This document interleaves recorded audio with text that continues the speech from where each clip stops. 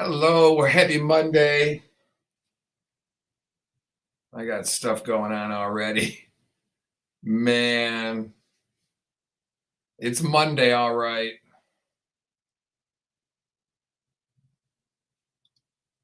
Don't want that. How's it going? Happy Monday. We're still about 2.5 minutes away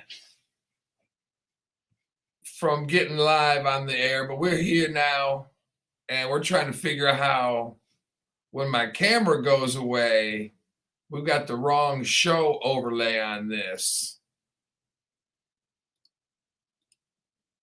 We've all got our own show lineup thing, and they got their logo on my live stream page, and I can't get it off. That's how we're starting the day. So when I go off camera, you see the Good Times show, not my Sapphire Soup du Jour logo. Dirty pool right there, girl. No.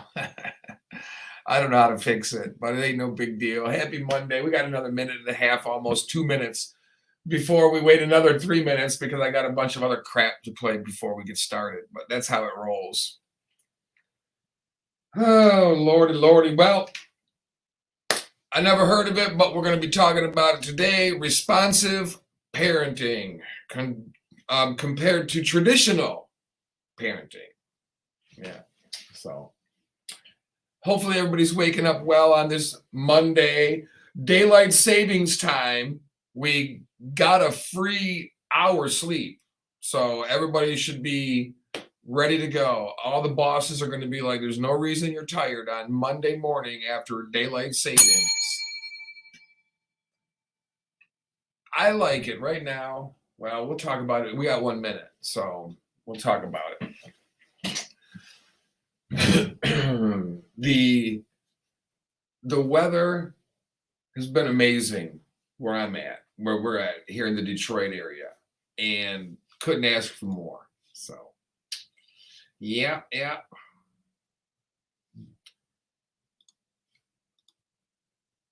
Good morning, Tony. How are you? Let's hope that hacker doesn't try to hack in today. Hopefully, I sent a message telling the StreamYard company about that jackass. But anyway, good day, Tony. Hopefully everything's going good. Big T's, bait and tackle, customized. So, all right, 10 seconds.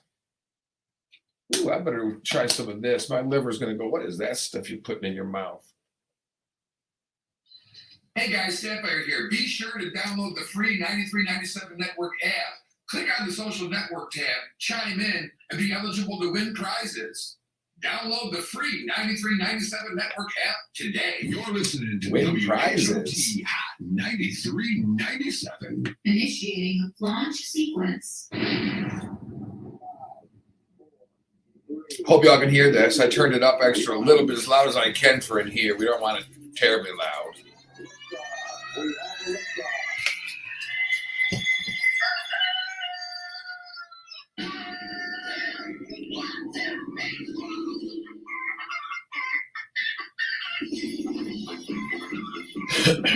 Our Lions pulled it out yesterday, man. They won one. The good old Lions. Uh-oh.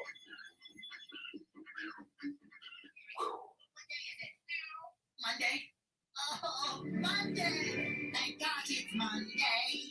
My number one day. I'll be checking my phone periodically for comments. Somebody was eating chips in the studio. There's a rule against that. Tisk. I'll be checking my phone periodically for comments as I can to keep the show rolling along, though I won't always be able to check them in real time. So I see comments on the live stream, and I don't always see them on the computer. And then I go to my phone, I see a bunch of comments. So I'm certainly not trying to be rude, but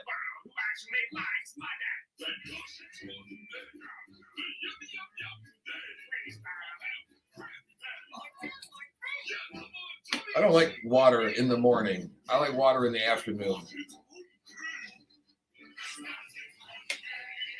And I like my water in the form of ice cubes in my screwdriver.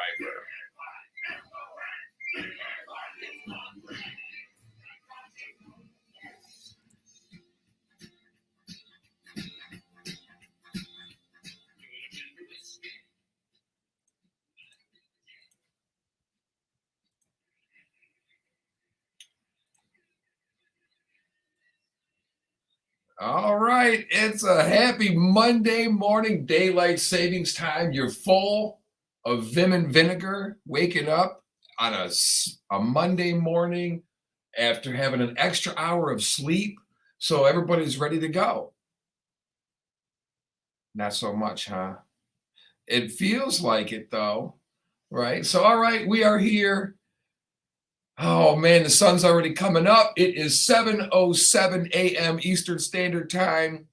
Checking in, Sapphire'S soup du jour, stirring the pot and serving the latest soup on WHOT Hot 93.97. Hopefully everybody's waking up well. Hopefully you're waking up in any way, shape, or form, but you should be well rested and ready to get your week started. And that's the way that rolls. Now, it's up to you how your week goes, right? But daylight savings time, much I don't know, it's contemplated, it's talked about. People want to change it a little bit, make it permanent daylight savings time. But the experts say that's not such a good idea, maybe, right? Now, I can say this. I do not like where we're at. It gets dark now. The daylight savings time is upon us again, right? Yes, daylight saving time is upon us again. I don't like the fact that it gets dark at 5:15, 5:30, but I also would not like it if it was almost 8:30 or 9 o'clock before it got light out. So again, I don't know the reason that we have daylight savings time, but it's not just us. United States, Europe, most of Canada, and some other countries, right? We move the clock back an hour to save daylight, to save daylight, right? Or do we see? I don't know if we ended it now or if it's the beginning of it. I don't know. It seems like we're not. Are we saving daylight? I don't know. Whatever. So we move forward again in the spring, right? When daylight saving goes back into place. So this is the end of daylight savings. Okay. But they're saying it's unhealthy for us. We're putting our trust in an unhealthy, outdated idea. Or are we? Not according to the United States Senate. How do they know what's best for us, right? Well, that's a whole other ballgame. Tomorrow's the big day. So in March, the United States Senate passed the Sunshine Protection Act of 2021. If it becomes law, daylight saving time will be permanent.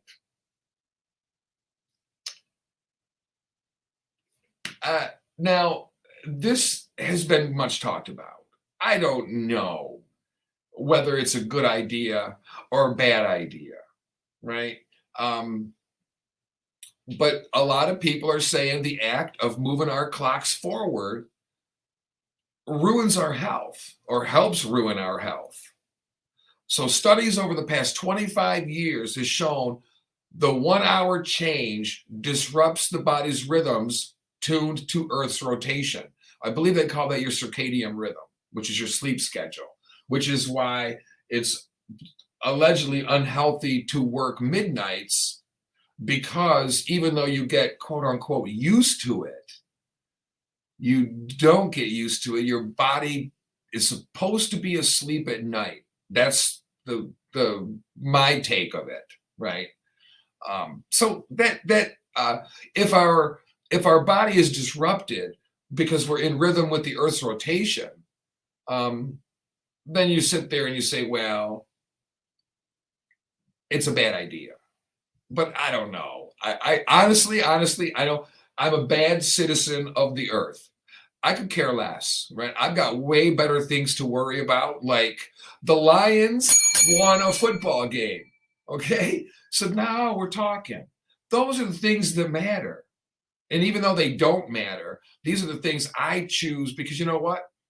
I can't control things, so I enjoy or I don't worry about it.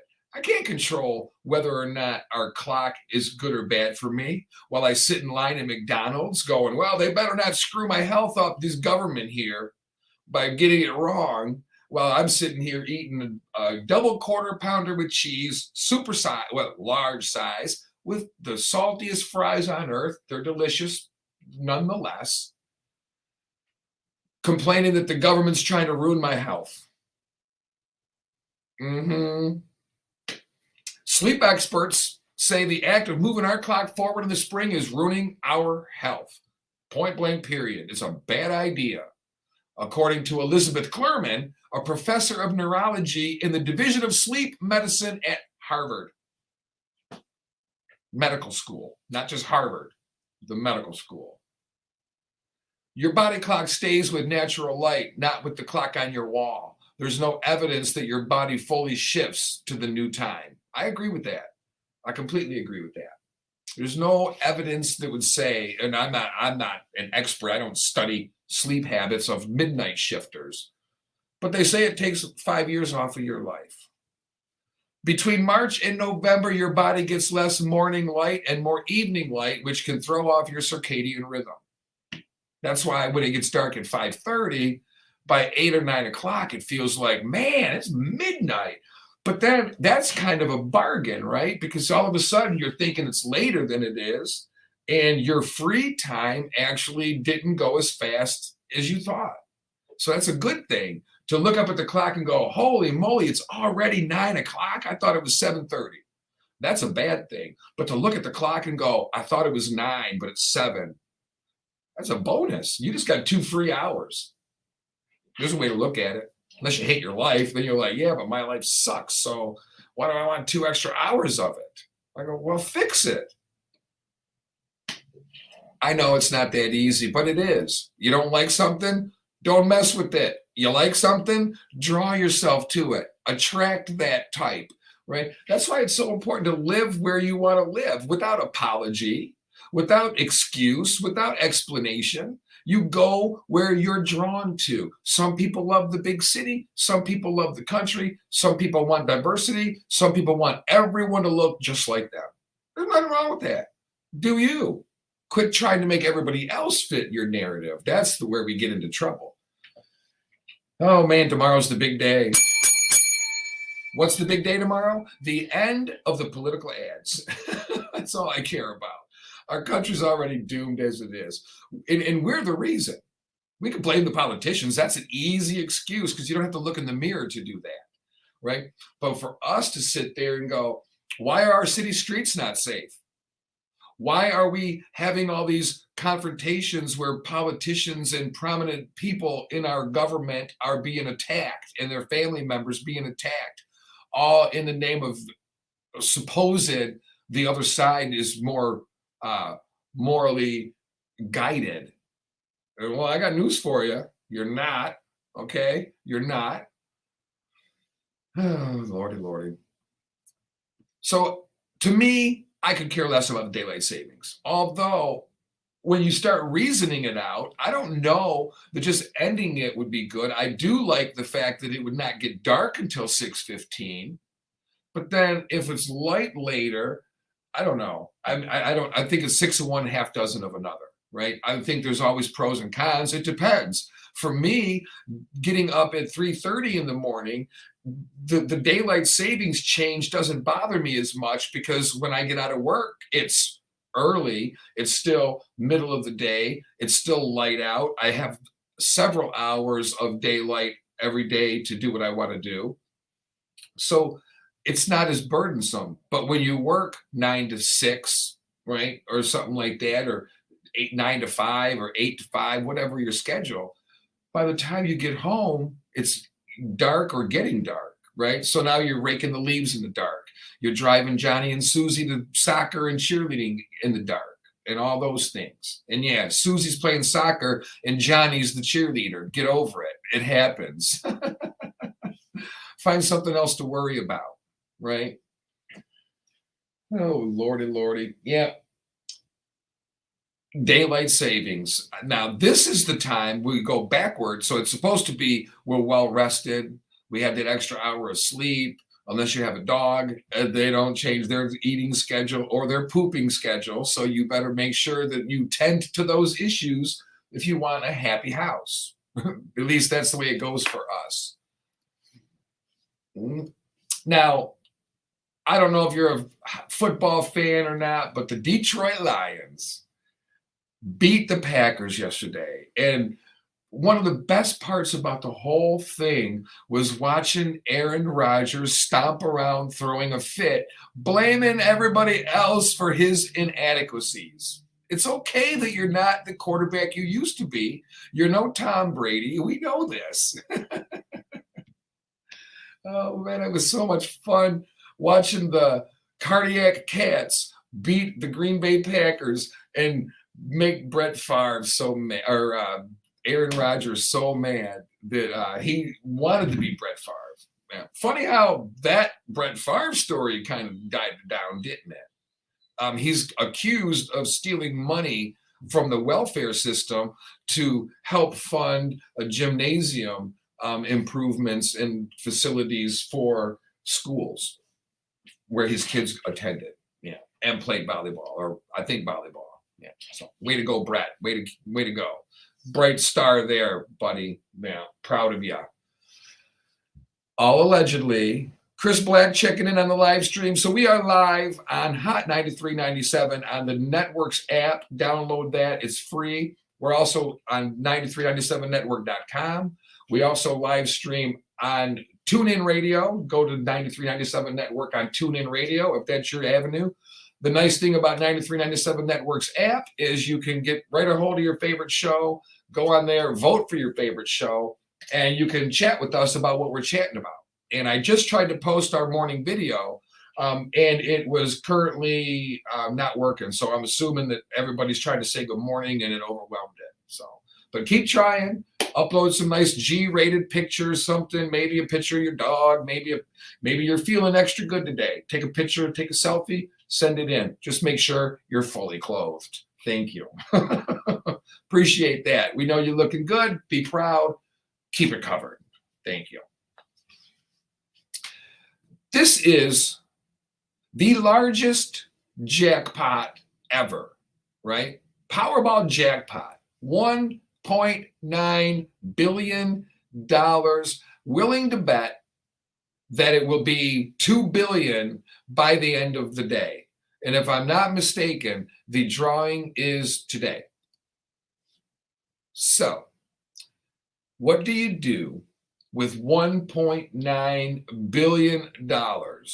Well, you don't get all of it, that's for sure, right? Cujo was checking in the other day, and we was talking about the jackpot, and it was $1.2 billion, and it was $900 million in taxes or something like that. You ended up getting like $300 million out of $1.2 billion because you get the cash option, and then from the cash option you get taxes taken out, right? So there's two ways to approach it. It is free-ish money. You invested in it, but you're more than likely if you win that jackpot of $1.9 billion, there's no way in the world you will not have at least broke even on your lottery. Although it may not feel like it, What do you buy, right? We all know the big house. We all know the nice car. We all know if you like boating or whatever, or maybe an airplane or something. But what is it that you're like, maybe it's a trip you wanted to take? What is that must-do thing? Or do you kind of just sit back and you go, I would never know? Well, I got news for you. If you win, it only changes one thing, your pocketbook. That's it. But it obviously, if you're knee deep in bills and you're struggling, like 60% of Americans are now living paycheck to paycheck, apparently, according to the experts that say about 62% or something like that of Americans are now 3 weeks away from losing everything and being on the street. And in the greatest country in the world, that we are failing as humans, as Americans, because we're getting wrapped up in all this other stuff that's not as important as our lives, right? But with 1.9 billion, and we're going to try to find out what exactly the payout is, right? Because now we can talk about taxes, and what about where all that money goes, right? If you've listened to this show and if you've watched it on the live stream broadcast, we do live stream broadcast on our social media networks, including 9397 Network's YouTube page. So you can check us out there. You can comment in. We'll try to catch up with all the comments as they come in. I sometimes have to look at my phone to do it, and I don't always have my access. My phone's sitting there, but I don't always have it ready to be looked at. Powerball drawing, I believe, is the biggest one, right? I don't know exactly what states it all includes, but I know there's multiple, right? Florida, California. I don't know however many Powerball, Massachusetts, Ohio. I don't know how many overall, but many people know about this drawing, and a lot of us go, man, would it answer so many prayers? And we also most of us would do charitable things with it too. Like, yeah, we're going to have everything we want, and it's an ungodly amount of money. So it's not like you go, yeah, we won the lottery, but let's face it, 20 million in the bank, it's enough to live on forever, but it's not enough to be silly and stupid with your money, right? 1.9 billion, if you mess that up, girl, bye. I don't know what to tell you, right? So my big thing would be, we already know we'd buy the house, but I looked one day because I was just looking through houses and I wanted to just check. And I'm not much of a big house person. I don't like big rooms and stuff like that. So I'm looking, no money, no object one day. And well, it's not local, it's a nationally known real estate company, but I was using them and I just looked in Michigan, the state I live in, with no limit to anything, just looking at the houses.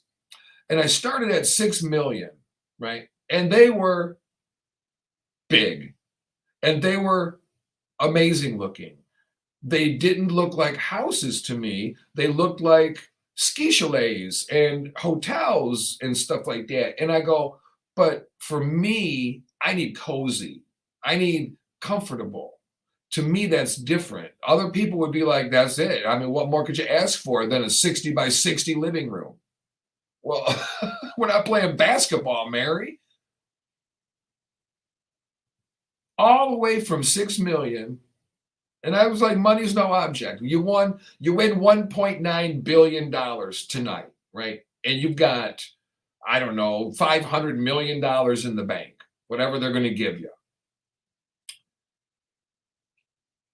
I went all the way down in price from 6 million, which was in this area that I was looking, which was the highest, right? There was nothing more than 6 million for sale, at least not listed on that. All the way down to 750 to 450,000. That would be my house. Even with all that money, and believe you me when I tell you, a $750,000 house is plenty good for a girl like me. I don't need 16 bedrooms. I don't need 8 bathrooms, right? I just need, I was looking at a cottage yesterday, $30,000, a 400 square foot 2-bedroom cottage. It's small. I was like, that's beautiful. On a big land next to a lake. I was just like, that's beautiful. What more do you need? It's a little small. It's a cottage, a cabin. But still, it's like, how big do you need? So my big purchase for the lottery would not be a big house. It would be a sweet freaking house. Yeah, you can bet. It'd be almost $1 million. But but that's it. And that's a lot to me. Just me. Other people would be like, oh no, I need a 30 car garage and I need, 3 pools and I need, because some people want that, right? And I ain't mad at you.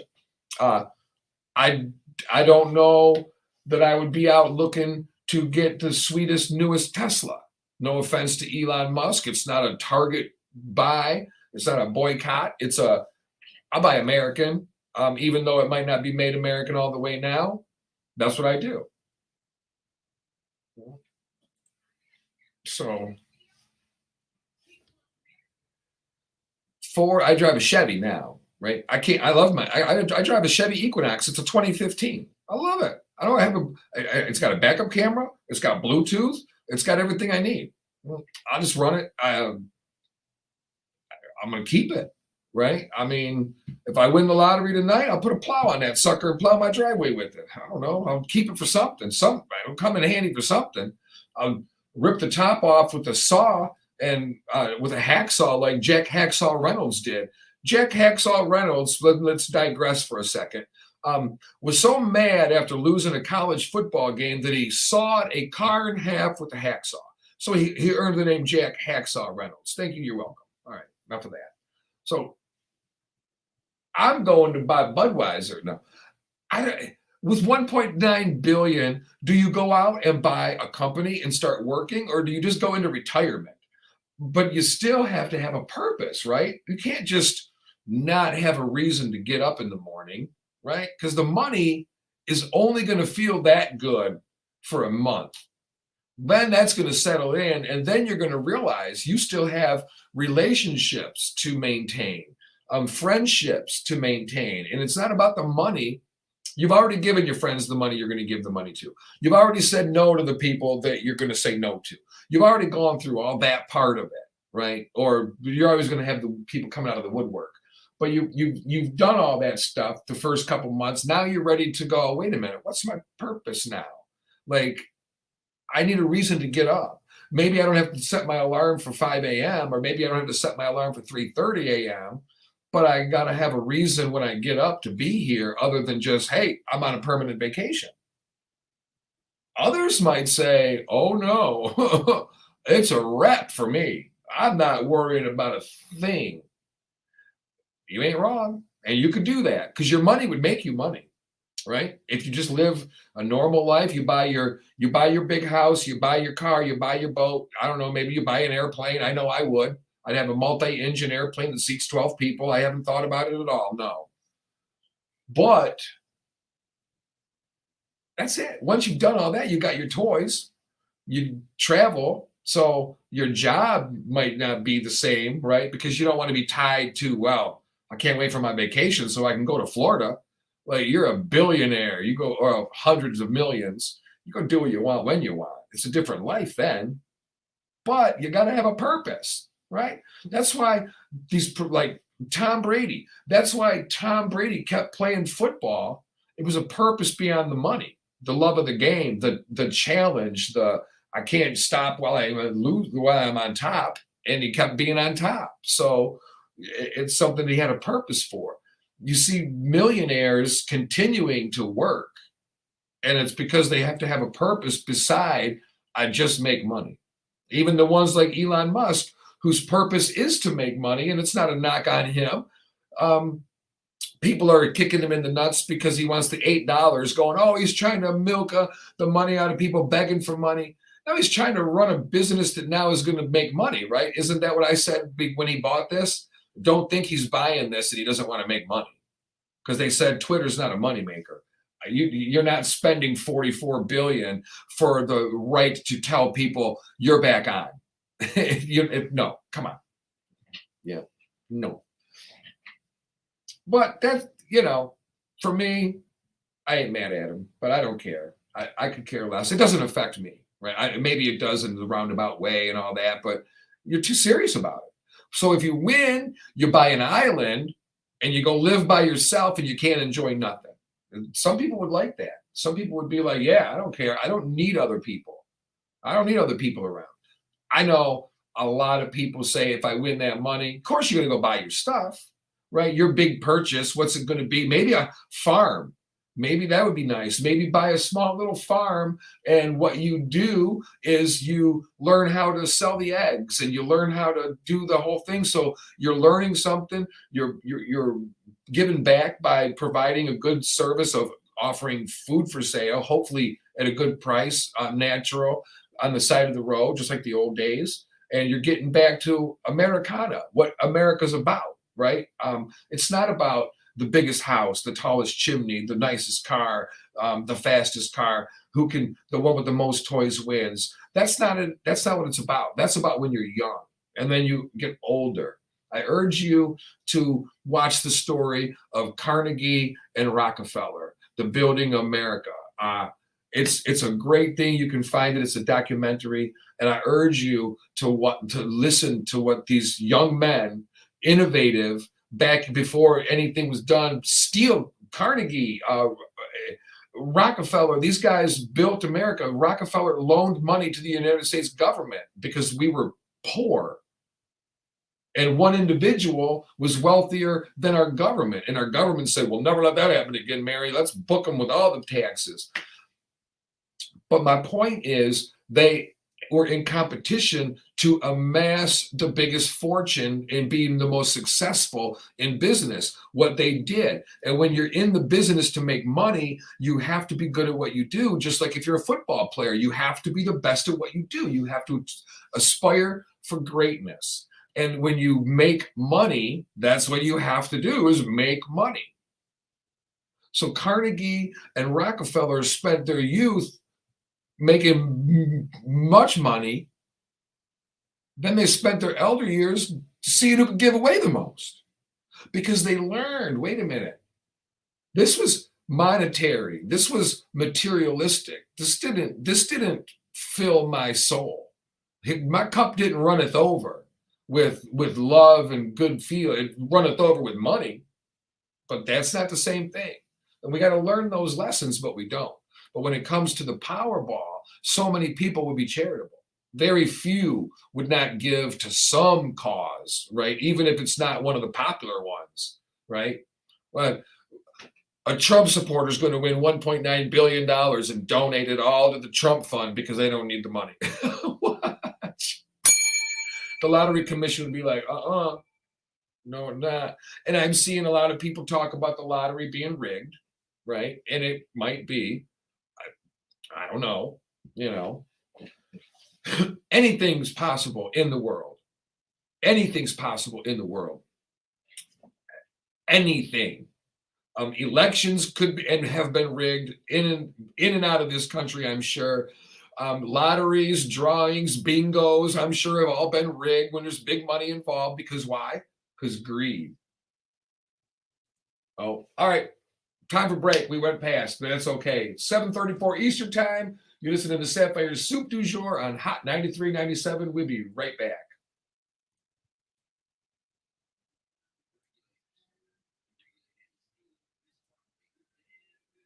Woo.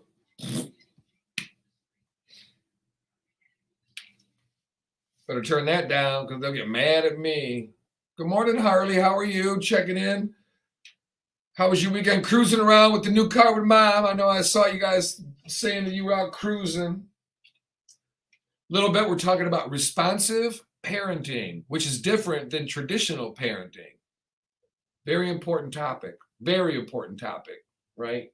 If you win the lottery, you don't have to sell the kids, right? There's a Nirvana song.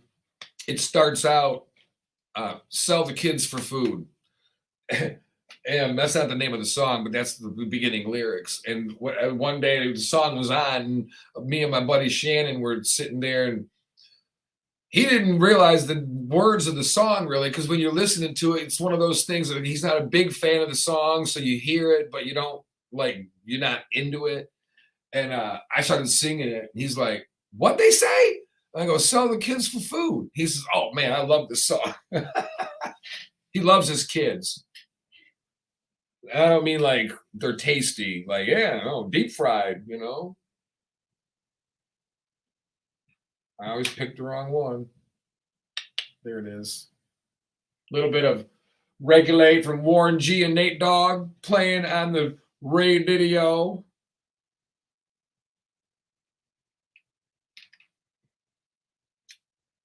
Lordy, lordy. It's Monday. I'm literally on 3 hours of sleep. Not even that, because I couldn't get to sleep because I was worried about not getting up in time for work. And I'm not missing. There's no calling in when you get to do what you love. They asked me last night. They wanted me to stay. We were playing pool, and there was a show going on. It was a female illusion show at Gigi's Sunday night after dark with D'Angelo Show Shannon and everything. And I know if you're listening, you don't know what I'm talking about. That's okay. We were at a show, and I was having so much fun. I had to leave. I left at 10:44 or so. I was home by 11, but I was hungry. So let's talk about this. Yesterday, this was my diet: coffee, water, screwdrivers. I only had 4 all through the whole entire day, though. So I did good. Only had 4 ish. 4, wink, wink. Then I had 4 pieces of fried chicken, some potatoes, wedges, not the wedges, but kind of like that. Then when I got home at 11, watching the final Kansas City Chief drive to tie the game against Tennessee last night, I had a big plate of cheese ravioli. Good stuff, man. So did that, made sure I was not waking up. I already messed up. I'm not going to say what happened, but I already messed up our new couch. Okay. And I'm in trouble. So this was months ago, but it just so happened that I was reminded about it the other day. You know, those are the bad ones when they come back to get you, because that's the one thing they can get your ass on, and you can't say nothing because you were wrong and you got it messed up. So anyway, where are we at? All right. I forgot what I was saying. I looked over here, now I forgot what I was saying. Good Lord. I need a teleprompter.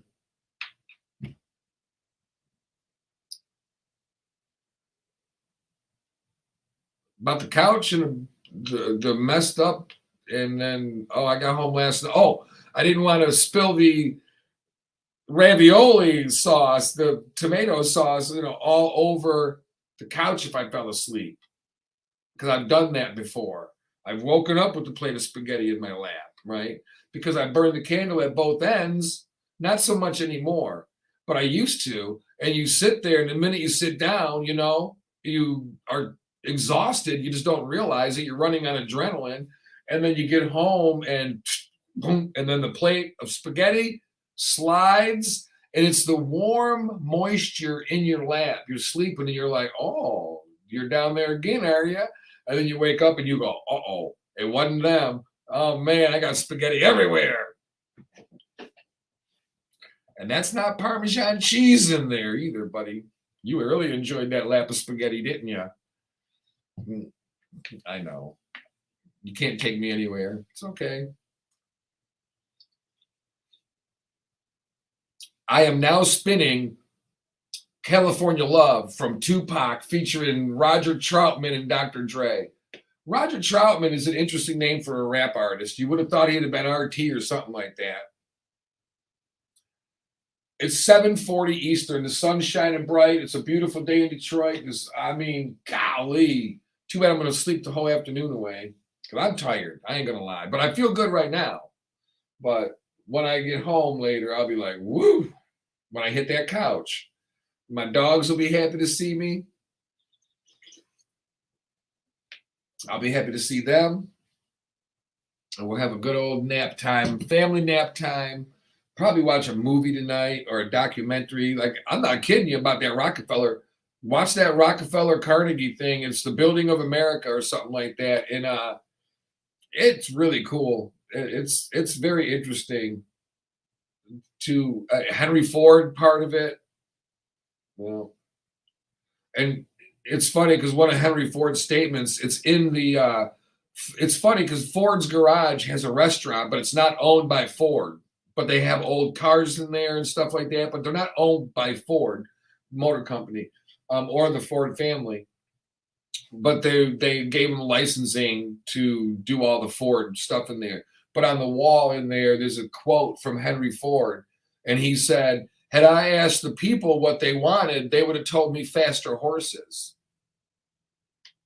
Not, we can do better than that, because we didn't know any better." What that is indicative of tunnel vision, not being able to see past the blinders, being told like the 1 mile, the 1 mile race. The one guy, it was unbeatable. It went decades without being beat. Right? Nobody could run a mile faster than that. It was not humanly possible. That's what they believed. It was, you can't run it faster until someone did. And then after decades of it not being broke, because you were told you couldn't do it, so we didn't aspire to that greatness, right? We didn't go to that level. We only went to the level we could see, not to the level that we can actually achieve. So once one person broke it, a bunch of others did, because they broke it? Oh, I can do better than that. And then, so the barrier was broke, and then it was broke several times, right? That's life. You decide where you belong, within reason, obviously. I mean, but you decide where you belong. And where there's a will, there's a way. Is there failure? Is there some people will never achieve their full dream? Yeah. Do you sometimes have to plan B? Yeah. Unless there's only one thing you want in life and that's it, and there's no other way to go about it, then I dig it, but you also got to understand that sometimes things just don't work out for you. But we can make it happen. Download the free 9397 Network app today. Do it. Oh man, oh man. Okay, it is break time, so I know I'm on break. Oh, thank you. Oh, I'm reading a text and then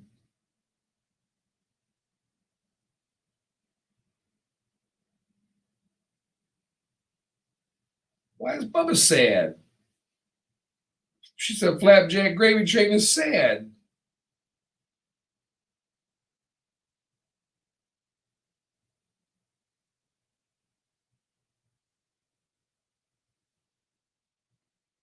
Oh, my Uncle Dave died, and seeing all the tributes.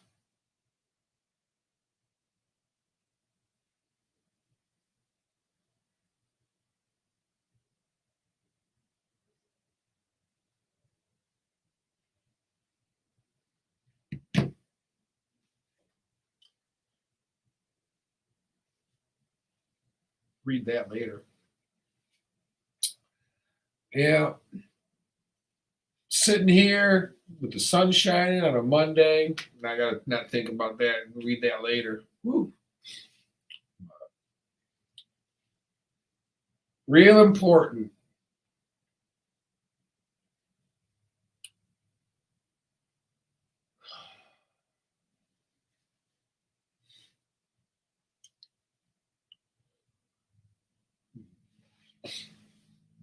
Real important to enjoy your life.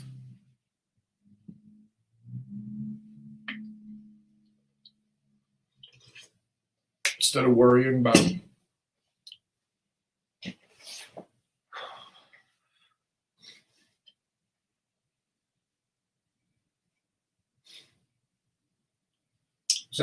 all these things that we don't really need to.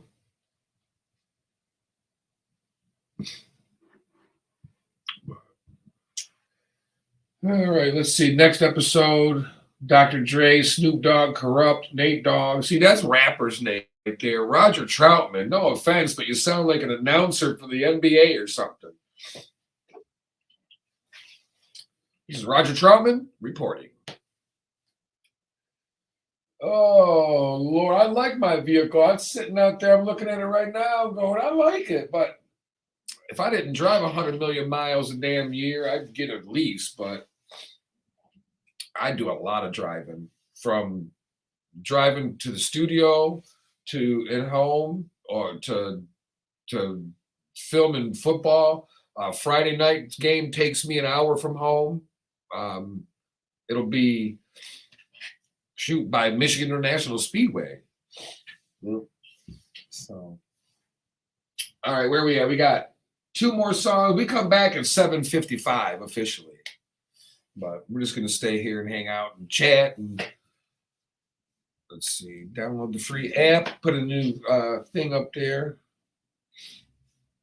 Be right back. Give me 1 second. I gotta go grab something. I ain't gonna turn you off.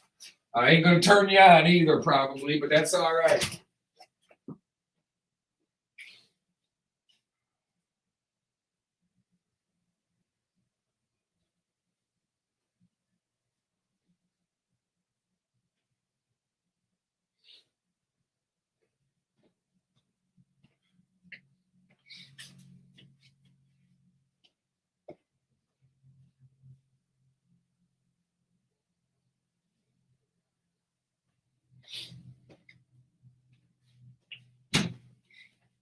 Check it out. I showed you. See what we got here? Check it out. Sippy cup thing. Got the straw in there, or you can use it as a coffee cup without the straw. 9397 Network. You go on the app, 9397 Network app, or you go on the .com on the website, and you just chime in and you tell them, hey, Sapphire was showing us this cup. I want one. And it comes, you can try that. Where's the, uh-oh. I don't know what, oh, there it is. We got the coaster. It's nice.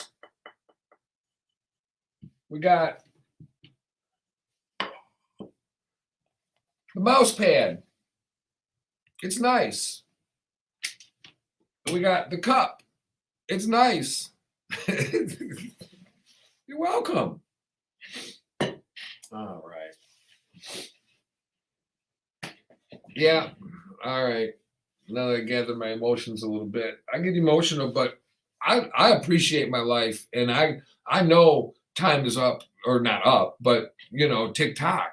It's time flies. I say it all the time. I can't believe it's already November 7th, right? I mean, it's just like Thanksgiving's right around the corner, Christmas is right around the corner, and we've gotten conditioned to we look forward to things, so it almost puts them quicker. It's like we shouldn't think Christmas in September, but we do now, right? Because why? Because we're talking about it. There's Christmas music now playing in the stores across America and probably the world, because they know that our music is close to our heart. So when I hear Alvin and the Chipmunks, for instance, I hear Alvin and the Chipmunks, I think of my childhood. I remember the old days. The old man we'd be decorating the tree. The old man would have a drink, be drinking his beer. We'd have Christmas music playing, and it was just family time. It wasn't family time. We didn't plan it that way. We didn't go out and do things like we do now. The social network completely back then was, you looked outside and you saw 3 or 4 bikes at your buddy's house, and you go, oh, look, there's Lee, Danny, and Chris over there doing what. That was social network. You call up, hey, what are you doing? You want to go play tag? You want to do this, that, or the other? That was a social network. We didn't have all this now. The world was a big place back then. You didn't just fly to Europe on vacation if you were a 9-to-5 worker making an average salary. It wasn't normal. You just didn't do it. What's this one? Oh, you already know who it is. It's your girl, the princess of all. Make sure you guys stay live to right here. I got 2 in a row. Let's see what I did here. This is beautiful. You can also get updates from every show that's going on. And then again. 9397 Network. Delete that one. Also get updates from every show that's going to air. Delete that too. Let it know. 9397 Network. What is up? What is going on? You already know who it is. All my music is gone. Make Oh, sure that you ain't good. stay All right, live. we are going back to it. What up, everybody? It's your boy 2K. All right, weird things just happened. We are back. Very nice. Let's see.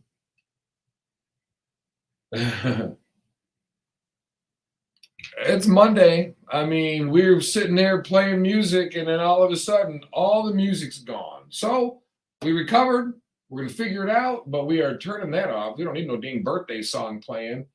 I don't know what happened. I have no idea, but all the music disappeared. So, all right, we're sitting here talking about the lottery and $1.9 billion jackpot and what we would do with it, our big purchases. Of course, you're going to do the big house, but how big?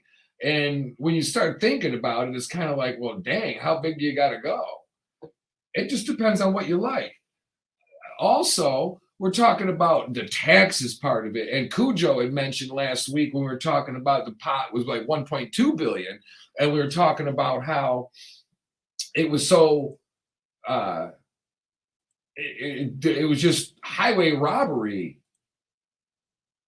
the amount of taxes coming out.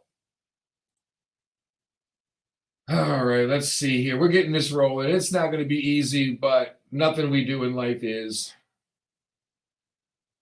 And you could sit and argue, well, you get 1.9 billion, and then after that, it is more taxes, right? So you only get it was 1.2 billion jackpot. You got about 300 million. So now I'm guessing 500 million. Let's say if you win tonight. So that's where we're at, and we're talking about all of our purchases that we would do, but also we're talking about the other aspects of it. All right, let's get all this. We're also trying to get this show reprogrammed while we talk. So not exactly sure what took place, but we're getting through it nonetheless, one way or the other. What a day. What a way to start.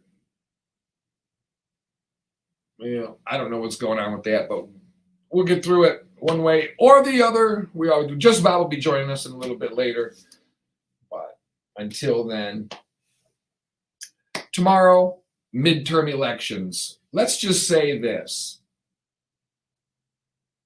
I don't like this whole intimidation at the polls and stuff like that. All these things that we're doing in the name of democracy, in the name of my rights and all this stuff. Go to the poll and vote. But how? I mean, I don't know. I don't know how to handle this because I don't know if I should tell you to not go wearing your favorite outfit. Like if you're wearing a MAGA hat, or if you're wearing the Riding with Biden hat, or if you're wearing a blue shirt or a red hat, are you going to be subject to intimidation from others? You shouldn't have to worry about that. That's like going to a football game wearing an opposing team's jersey and then getting beat up for it, right? That's not what it's about. We're over that part, or we're supposed to be over that part, but I don't think we are. Oh, Lordy. All right, I got enough of this going so that we're gonna be okay. We're gonna live. Good thing we wear a life jacket here, because if not, we would drown, right? I mean, I can swim pretty good, but there's a current sucking me under this morning. It's called Monday morning. And I'm not getting into the election because honestly, it's so divisive. You can't even talk about it anymore, and it's not conducive to a happy America. Period. It's Monday, right? Yeah, it is Monday. The Bengals are singing all about it. All right, this just in. Breaking news. It's not really breaking news, but breaking news is what makes you listen. The National Park Service is issuing a warning, urgent warning. This mom and dad is where we're at. This mom and dad is why we're talking a little bit about responsive parenting versus traditional parenting and which one works. Either way you go, this should not be an issue. We should not have the National Park Service coming out with a warning saying, please don't lick the psychedelic toads.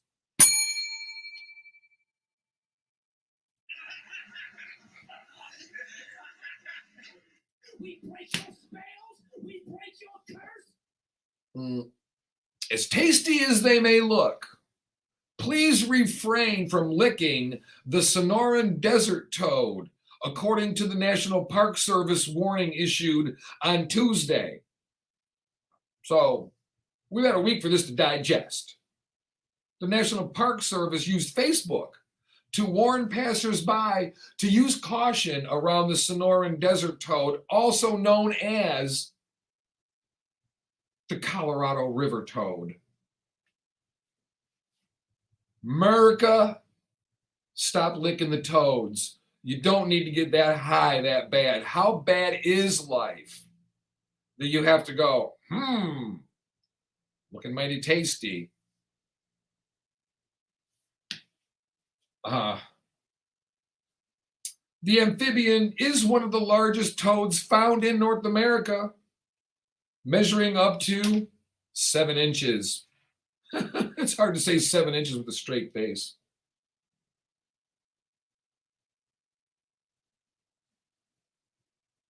Do we have music? But the toads found across the southwest of America also boast another unique feature. They have prominent parotid glands, parotid, that secrete a potent toxin. They're located just behind the toad's eyes. What the actual beep? These toxins that are located, they're asking you, behind every warning is a fool who's tried it, okay? It's true. I'm telling you.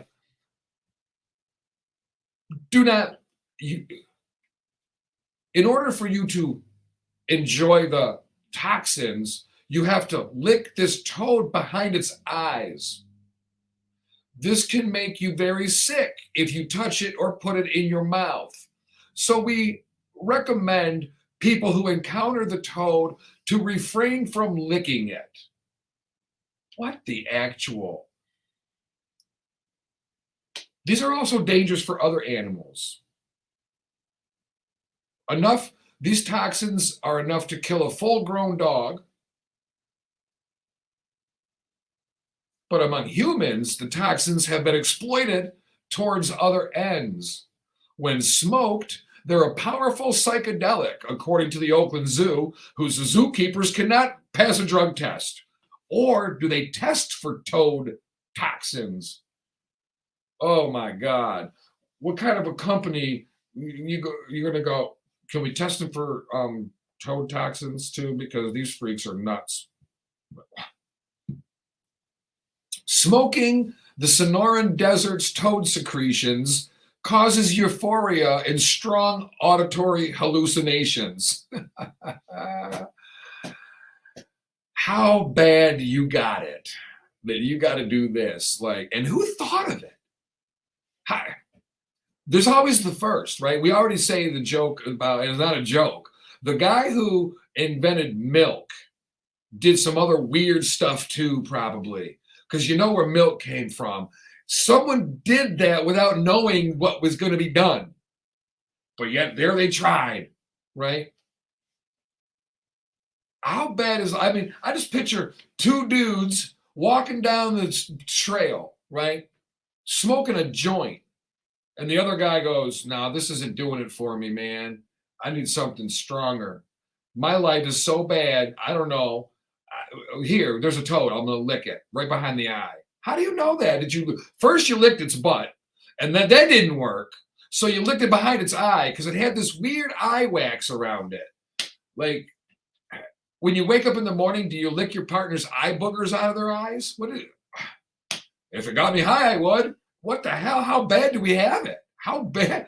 I mean, I'm all about adult drinking. If you want to, if anything legal, whatever you want to do, I don't care. Fine, go ahead. I don't look down at you. I don't go, oh, why are they here at the bar? They're altering their reality. They must be unhappy. I don't care about all that. What I do care about is if your life is so bad that you're willing to lick behind a frog's eye, who was the first one to do this? Whew. Possessing the toad's poison, known as bufotenin, is illegal in California.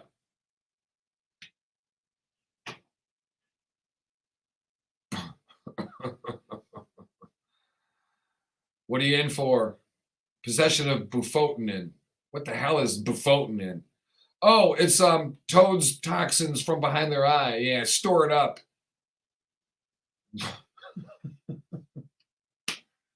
Oy, oy, oy. Good for you.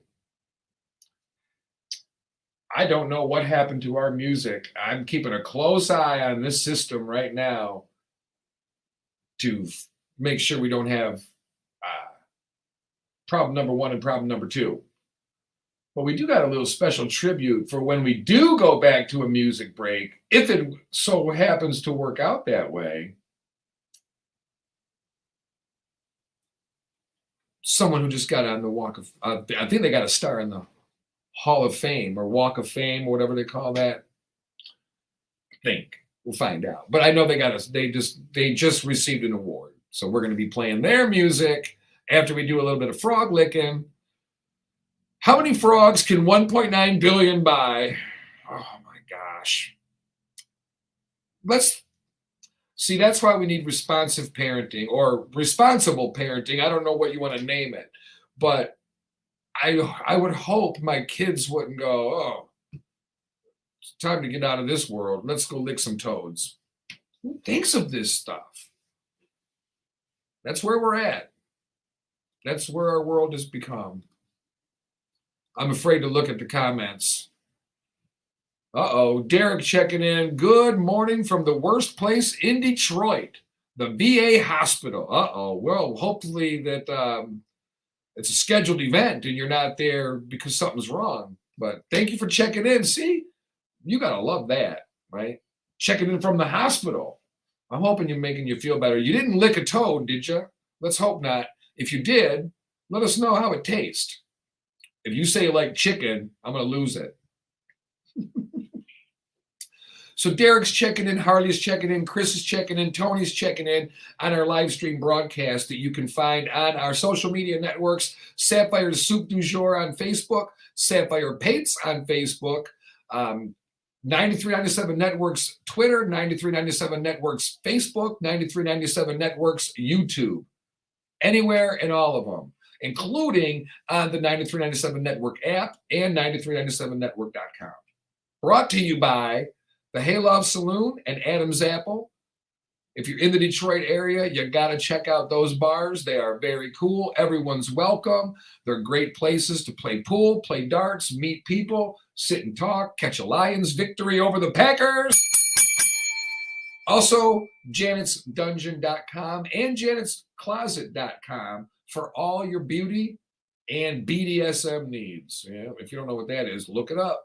You go to the dungeon, you find out. You got to be 18 and over, though. Discreet shipping, discreet billing. They're never going to know, right? Your wife's not going to know you bought the butt plug Mega 2000 with self-lubing vibrations. Yeah, they're regular $199 on sale now on QVC $19.99. Call now with some 3 payments. Yeah, 3 payments of $7.99. You can get the Mega Butt Plug 2000 self-lubricating vibrator. Man, it'll change your day. That was a good advertisement. Too bad it wasn't real. I know somebody out there's Googling Mega Butt Plug 2000. You ain't gonna find it. No. I carved mine out of the banister that used to be Grandma and Grandpa's staircase. Mm. No, I didn't lick the toad. That's not why I'm acting all silly. All right. Poor life choices. Let's just go to it. The aristocrats, right? This is the aristocrats. Woman refuses a cop's order to stay away from a crime scene where a warrant is being served, right? She won't listen. She steals the suspect's SUV, leads the cops on a 30-minute chase, crashes the SUV into the cop car, flees on foot, gets tased, and has a bag full of narcotics and methamphetamines on her. You didn't have to run because you didn't have to inject yourself into the situation, but we are talking about an Ohio woman. So there's that. I'm just kidding. We love Ohio. I do. I love Ohio. Just their football team's too good. That's the only problem I have with them. 7 felony charges for Hannah Warren, 25-year-old. Hannah Warren, famous. She stole a vehicle during another driver's traffic stop, leading officers on a high-speed, half-hour chase. This kicked off. She approached the officers serving a warrant on Kevin McDonald, the driver of a Nissan SUV. The police say, stay away from the scene. 2 times they tell her. But guess what? Not able. Climbed into the driver's seat as they were putting McDonald in the back of the patrol car and sped off. The police followed her for a half an hour until she crashed into one of the squad cars. She attempted to flee on foot. They tased her and took her into custody. When she took her into custody, she said, don't forget my backpack. It's got my methamphetamines, narcotics, and syringes in there. And they said, they're in good hands. We got it. Don't worry. Yeah, you'll get them on your way out. Or you'll get it on the way out. Don't worry. Yeah, right. Well, if you're in the right city, that might work. I don't know. But I don't think it worked in this case. She will be in court today. This morning, she's going to court over the whole thing. You've got to be high, right? You've got to be high. Picture it. You have a bag of illegal stuff that you're going to jail for a long time if they catch you. All you got to do is walk away. They don't even want to talk to you. They weren't talking to you to begin with. You didn't even get away with anything because they weren't talking to you. But yet here you are going, not today. Not today, Mary. Watch this. Hold my meth. That's messed up. She doesn't look, she looks like a Karen, right? She looks like somebody who wants to talk to the manager, not the sheriff, not the booking department. Who's in charge of booking? I'm going to be there in 30 minutes.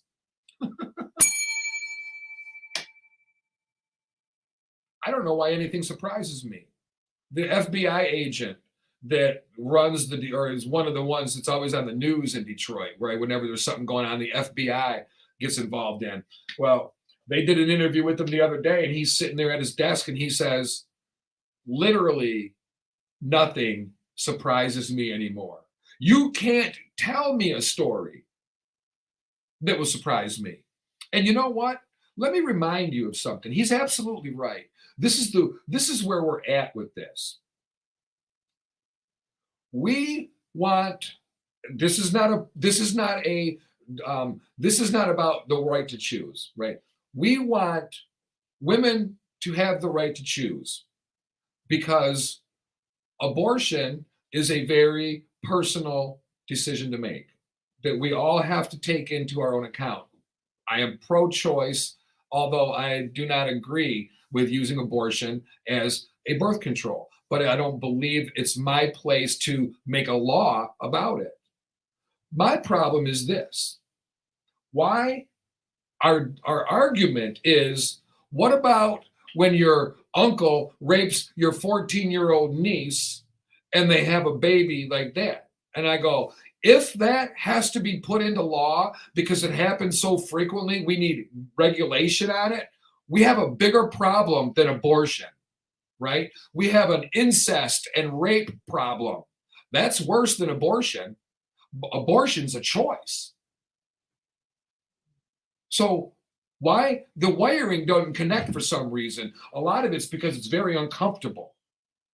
But think about it. We're demanding the woman's right to choose. The argument, a lot of it is not just because the woman has the right to choose, who am I to ask and say? We gotta defend it with something. So we say, well, what about the case when the uncle rapes the 14-year-old? Kill the uncle. There's the answer. No, we don't do that. We have a bigger problem if we have to enact laws to allow women to abort their baby when they were raped by their uncles at 14. How about we frown upon that a little harder? But no, we're just going to make us, no, it's kind of okay. We're just going to abort the baby. This ain't about abortion. This is about common sense. If abortion argument is going to be about incest and rape, we got a bigger topic, but we don't want to think about that. But then we got Karen here, Hannah Warren, making poor life choices. I don't know what, there was no relation to that, but whatever. You know what? We don't even know where we're at with time because of the absolute craziness that's been happening. But you know what? We're dealing with it. We always do. We get through. It's Monday. It don't feel like a Monday. You've got to do what you love. If you don't, I don't know what to tell you. Well, I do know what to tell you. Purpose meets paycheck. I read that yesterday somewhere. Purpose meets paycheck. That is a happy life. Period. Now, it's doable. I don't want to hear excuses. We talk about this all the time. No excuses. Do it. Your support system. Oh, well, my wife thinks this and that. Well, why don't you read about Ketanji Brown? I think that's her name, the new Supreme Court Justice, and her parents, who in the 1950s, as Black Americans, the husband went to college and stayed at home to raise the kids and go to school while the mom worked. If they can do it, you can do it, right? And no, that's going to be easy. No one said it's going to be easy. They said it'll be worth it. There's a big difference. And the pride you'll feel. When you see these kids in the inner city, and I live near Detroit, so when I'm watching the local news, they really geared toward getting these young kids opportunities, not in the world, and to learn, to set them up. Like they do all these things for the elementary and middle school kids, learning the concept of heating and cooling, right? Plumbing, electrical, saying you don't have to go to college, but you do have to further your education, right? Hannah Warren could have used a little of that before she decided to do what she did. Hey, everybody makes mistakes. So actually, you know what? We're going to be talking about that too. We're going to talk about what price should a 14-year-old pay for making a very poor decision in their youth? And it cost them a professional contract with a sports team. We'll be talking about that and a whole bunch more. We're going to try this again. We're going to go to break, play some music. We're going to give it a shot. We're going to give it a whirl. We don't know. Might be back in 14 minutes. Might be back in 14 seconds. Either way, we're coming back. You're listening to Sapphire'S Soup du Jour on Hot 93.97. Keep it loud.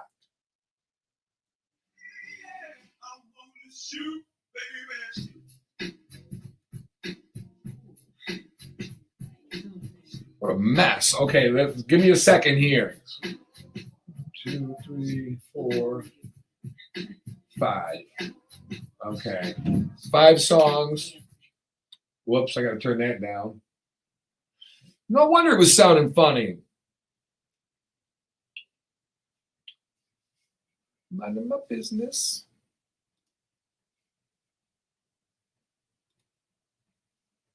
Oh, didn't want to do that.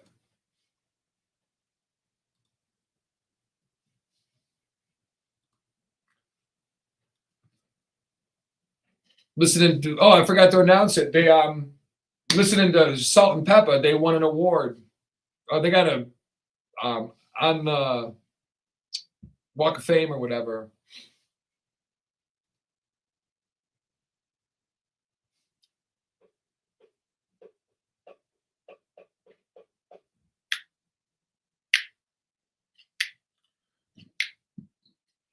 Mm-hmm.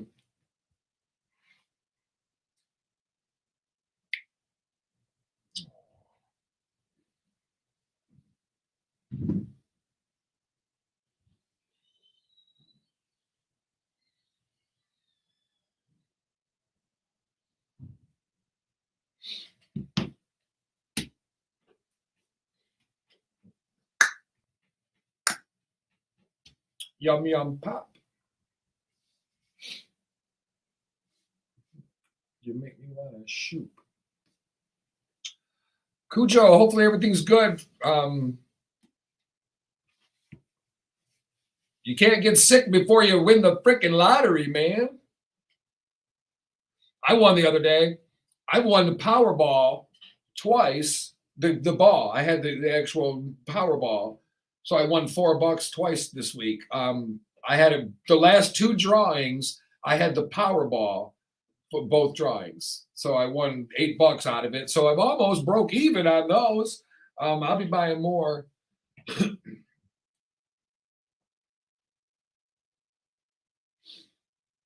In fact, you can watch me buy my winning tickets. Michigan Lottery.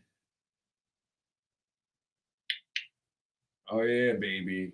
We're going to be rich. Oh, I can't wait.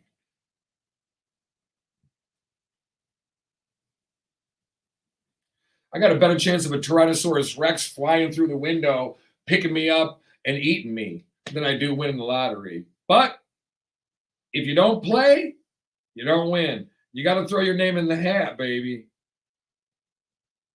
And my name is going in the hat.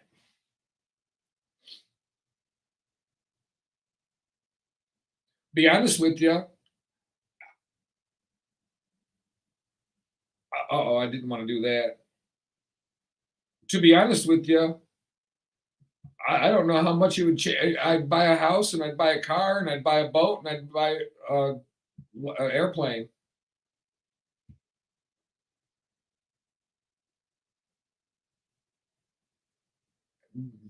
Dog rescue would be my whole deal. That would be my whole entire deal, dog rescue. Because, I mean, animal rescue. I would literally buy a farm. And we would just have animals, rescue them, hire somebody to take care of them, have a vet service there for horses, for pigs, for dogs, cats, have a vet in service, have an emergency service. You got 1.9 billion. You can afford it. That's what I would have. And I would probably have them throughout the country. And it would be almost all nonprofit. It would be to pay the people, give good pricing, affordable service, and the break even, right? I mean, that's it. That's all. I wouldn't even care about raising money. I mean, just you allocate that money. I'm only going to be here another, I don't know, I'm 54. What have I got left? 40 years if I'm lucky? I ain't spending it all. And so that's for me. I think about those things, man. I'm like, give me that. That's what I want. And everybody's the same way. I mean, there's nobody hardly ever would be like, I ain't helping a single soul. Everybody, it might be, in fact, I'd be helping like the soup kitchens and stuff like that for the people that are less fortunate too. You can't fix everybody, but you can give people that don't have somewhere to go a warm place and a friendly smile, right? Like we're all in the same boat, but we're not in the same boat, right? Some boats are bigger. Now it's time to pick my numbers. I can't do that. Can't do that.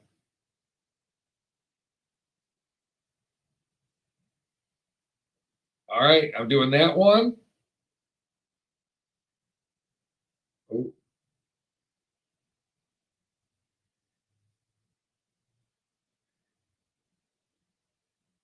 I just messed it up. Cops, come and try to snatch my crops.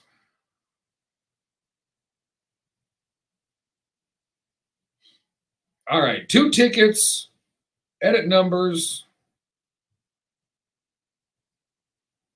Nope. Okay, that one I'm buying. I'm buying that one. Oh man, wish me luck.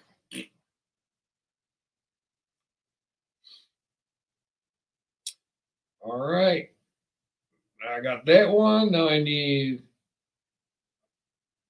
Powerball.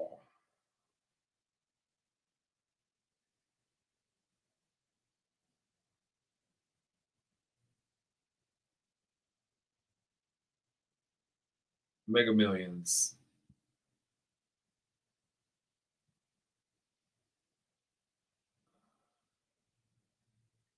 Oh, lose my mind, then run DMC. Then we're pussy. Oh, then pussy control. That goes there.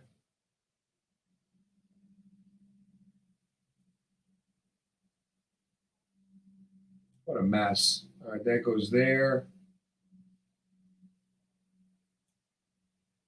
This goes up here.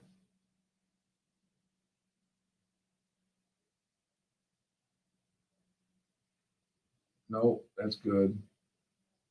So what did we play? We got 1, 2, 3,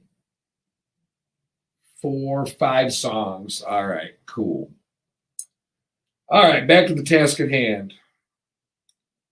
Powerball is done. 1 ticket, 1 drawing, no mega player. Edit numbers for the Mega Millions.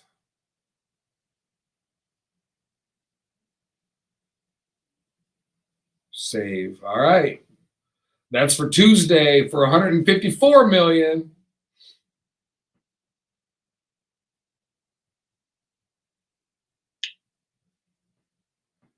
You're watching it. I'm not telling you the numbers because then you're going to try to do the same numbers, so we split it. Dirty pool.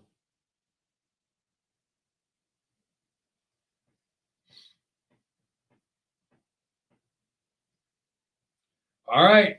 My name is in the hat for the drawing for tonight. Oh, I bought another ticket for tomorrow, too. I got 2 tickets for tomorrow. What if I won tomorrow and tonight?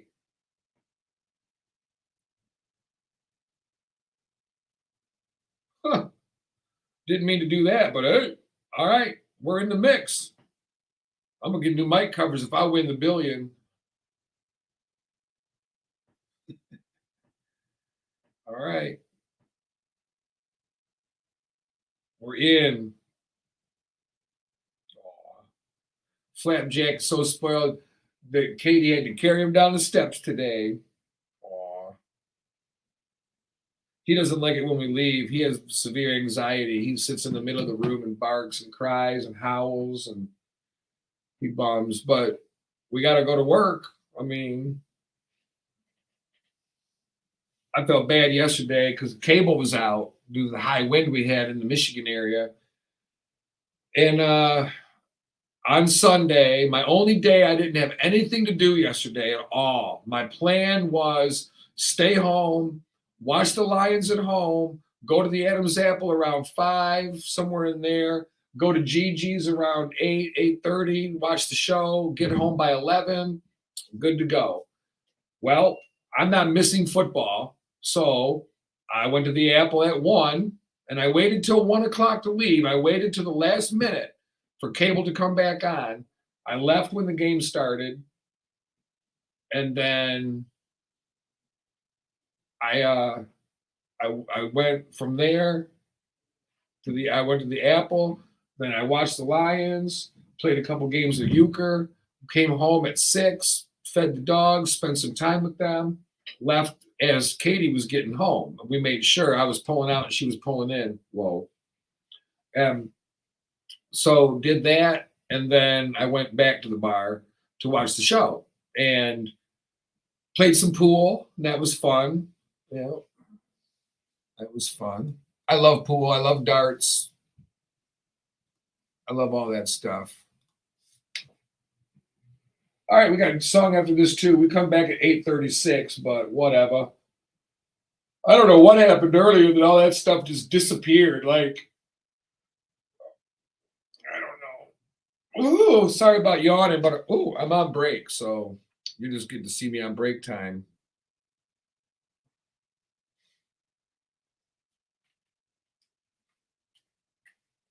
Oh, my back hurts. The wind was so bad yesterday that it raked my leaves for me. Oh, Just Bob's there, but no device connected. Oh, well, he'll get it figured out.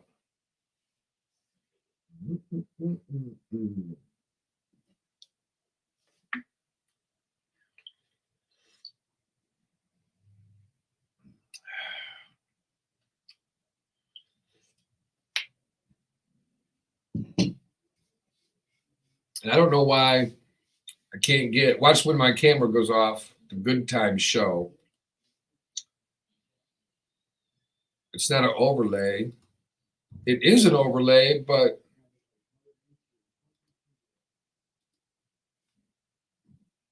I don't know.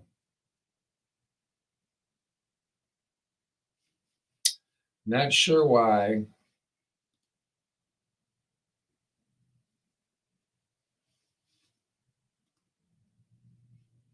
Oh, well. That looks good behind me.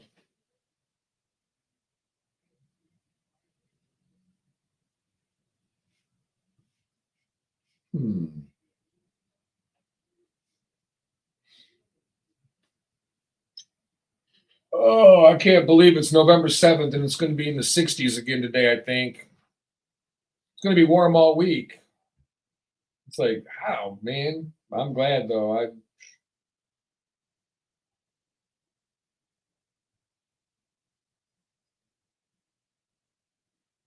Oh, everybody talking about the Lions.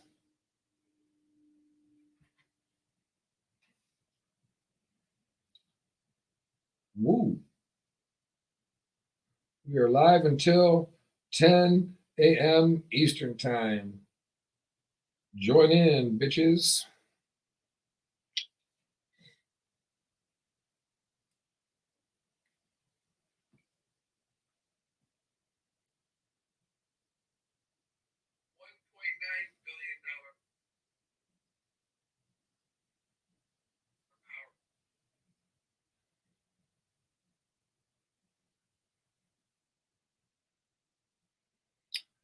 All right, let's see comments. Good morning. Good morning.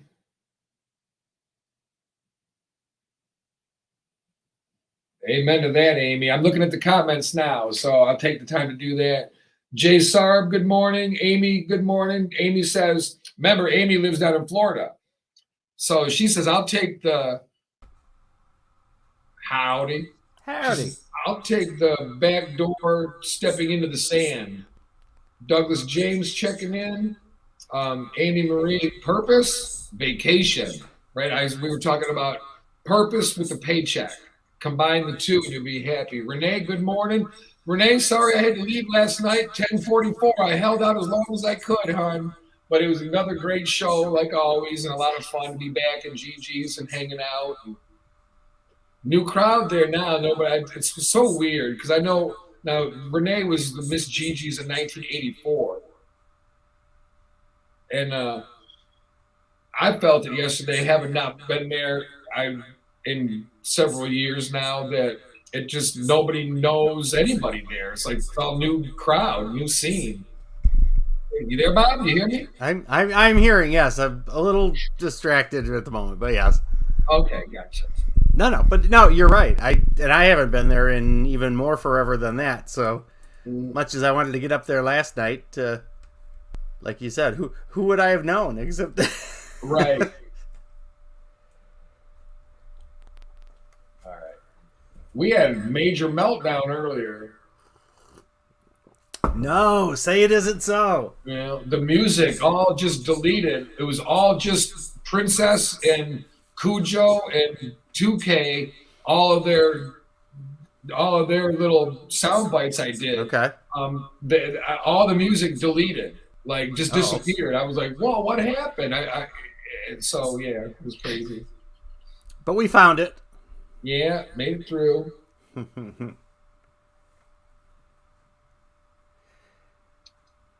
We're If I listening do, I would say if I do have to jump off here at any given point, it's because the drywall guys are showing up. So Oh, okay. it'll Yeah. just be for a minute or two, and then I'll bounce back in. But if I just Not a disappear, problem. Point the camera toward the drywall guy. We'll judge him on a 1 to 10 basis. yeah, well, we'll have to see if it's the same guy. I'd point the camera at him, sure. Yeah. Uh-oh. Waka waka, but we got to get the work done. So I'd best leave him alone. I'm bummed I can't get the comments on here, but I'm getting them on the phone. At least I'm getting them on the phone.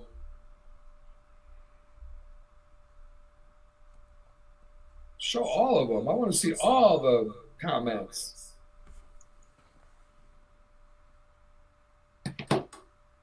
Oh, Lord.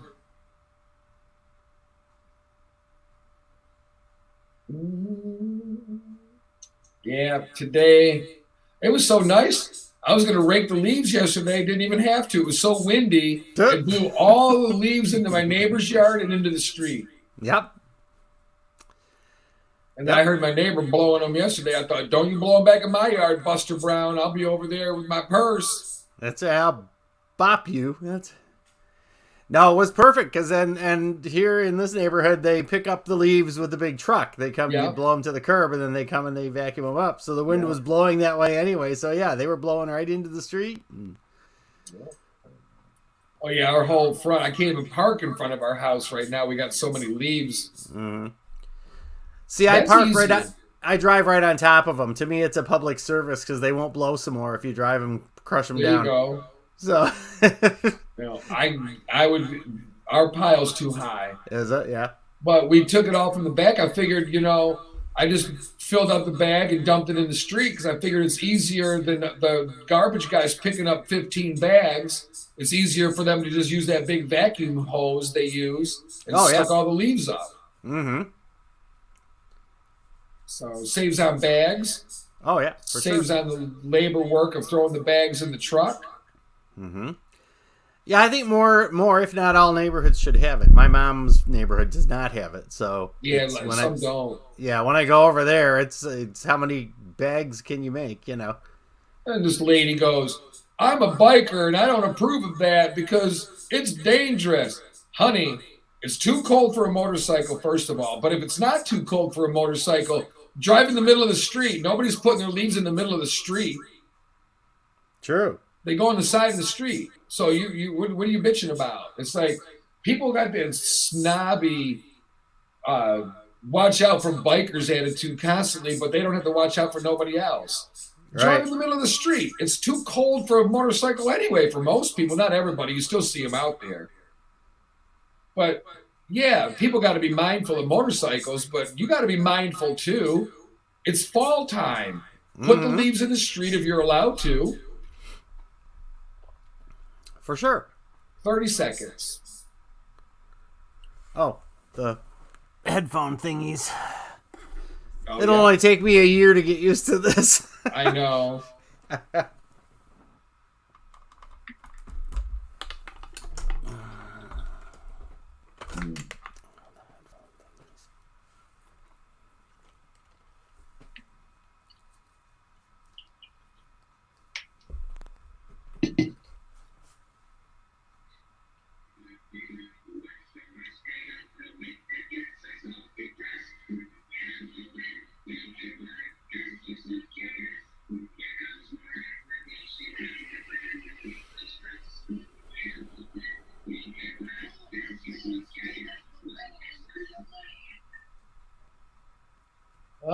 right, it is Monday. Monday doesn't suck too bad. There is the notion that every Monday sucks. People just get used to it, but not me. I don't buy into it. I'm Sapphire Pates, I'm just Bob. and we're here bringing you Sapphire's Soup du Jour.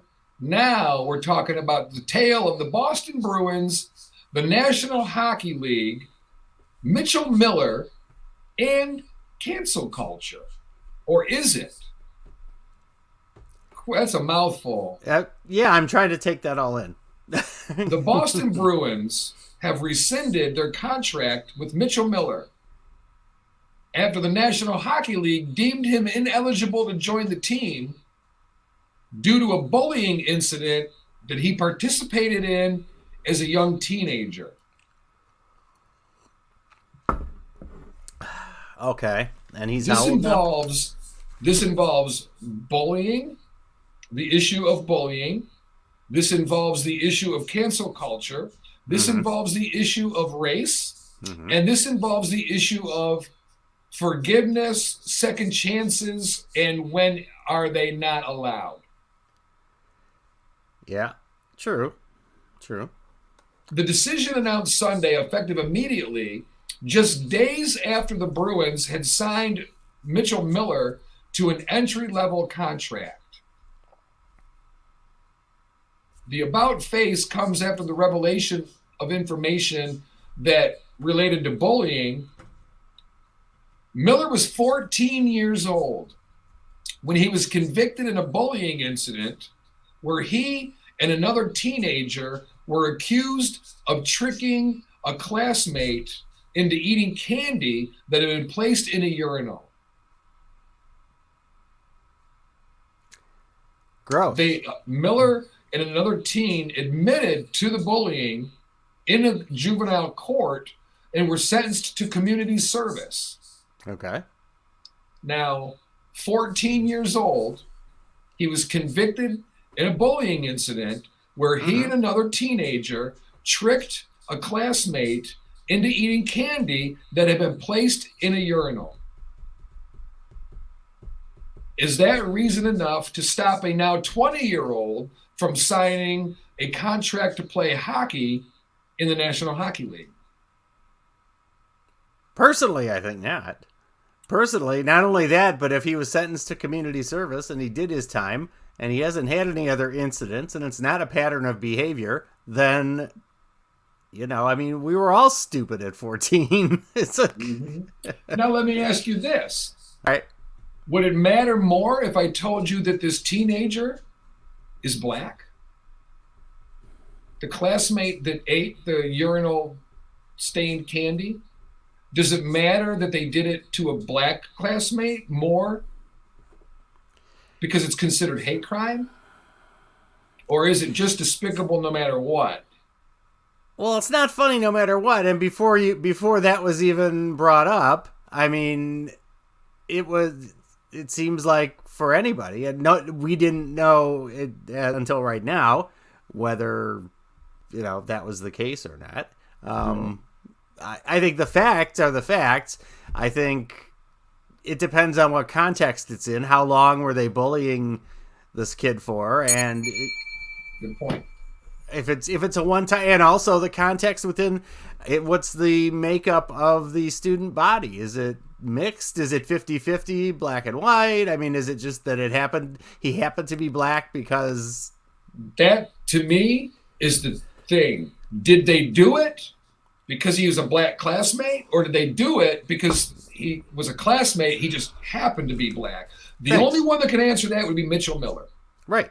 And he would answer it verbally the smart way and say, no, it just happened that Isaiah Carruthers was black. But it's despicable either way. But it's more despicable if they did it because he is black. Because that is racist, and that is a hate crime. But, okay, so let's convict him in the court of Sapphire'S Soup du Jour that he did this because, first of all, they were going to do it to somebody, but I believe in my heart they did it to him because he's black. I don't know Mitchell Miller, and I don't know Isaiah Myers Carruthers. I don't know either one of them. Right. But I feel, and just my opinion, Right. is they did it because he's black. That's why they chose him. They were going to do it to somebody, but he was the target because of his color. That's my belief. That makes it worse than we just did it to any old person, even though it's terrible. Mm-hmm. And let's face it, we know people that would go, you can fill my Halloween bag full of it. I won't mind at all. I mean, whatever works for you. We tend to not hang with them, but yeah. Now, okay, so we've convicted him. He's guilty of doing what he did. He admitted to it, and he said he was wrong. And we even said it's even more heinous because he did it because, in my opinion, he did it. And this is, I don't have to have reasonable doubt. This is my opinion court of opinion right. from Sapphire. He did it because the other kid was black. And that is a despicable, racist thing to do. Now, let's go to the next level of where we're at with this. Do we stop him from signing a professional contract? In essence, cancel culture, canceling him for an action he did 7 years ago. In explaining the decision to sign the now 20-year-old Miller, Boston Bruins' Cam Neely, the team president, I believe he is, said they carefully considered the facts. They were aware of it. That at a 14-year-old made a poor decision that led to a juvenile conviction. We understood this to be an isolated incident and that he had taken meaningful action to reform and was committed to ongoing personal development. Based on that understanding, we offered him a contract. Okay, we are talking about a 14-year-old. Right. And up to this point, everything that's been mentioned just far, I would totally agree with. You know, if those things were done and if, you know, that was the case, then I could see offering him a contract. Again, you'd follow a pattern of behavior over the 7 years afterwards. What happened after that? Did he have another incident that just didn't happen to become, you know, a conviction? Did he go to, you know... the January 6th insurrection? Well, except for that. If he went there... Except for that. Yeah, except for that. Well, no, that's a good point, though. I'm making a joke, but seriously, that would contribute. You would think, why would you inject yourself into situations like that?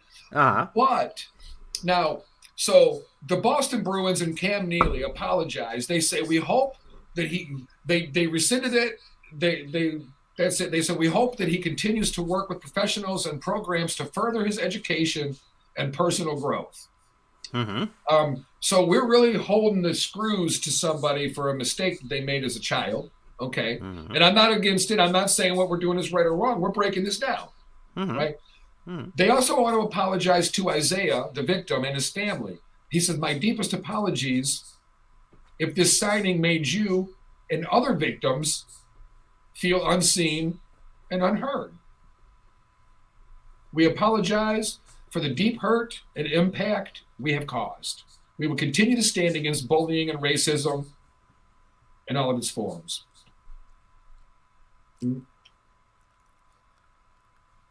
Now, here's the father coming out. President of the Bruins, a former player that was great. Cam Neely says, finally, as a father, I think there was a lesson to be learned here for other young people. Be mindful of careless behavior and going with the group mentality of hurting others. The repercussions will be felt for a lifetime. Very true. Mm-hmm. We talked about it the other day. You want to get in the FBI? You cannot smoke pot.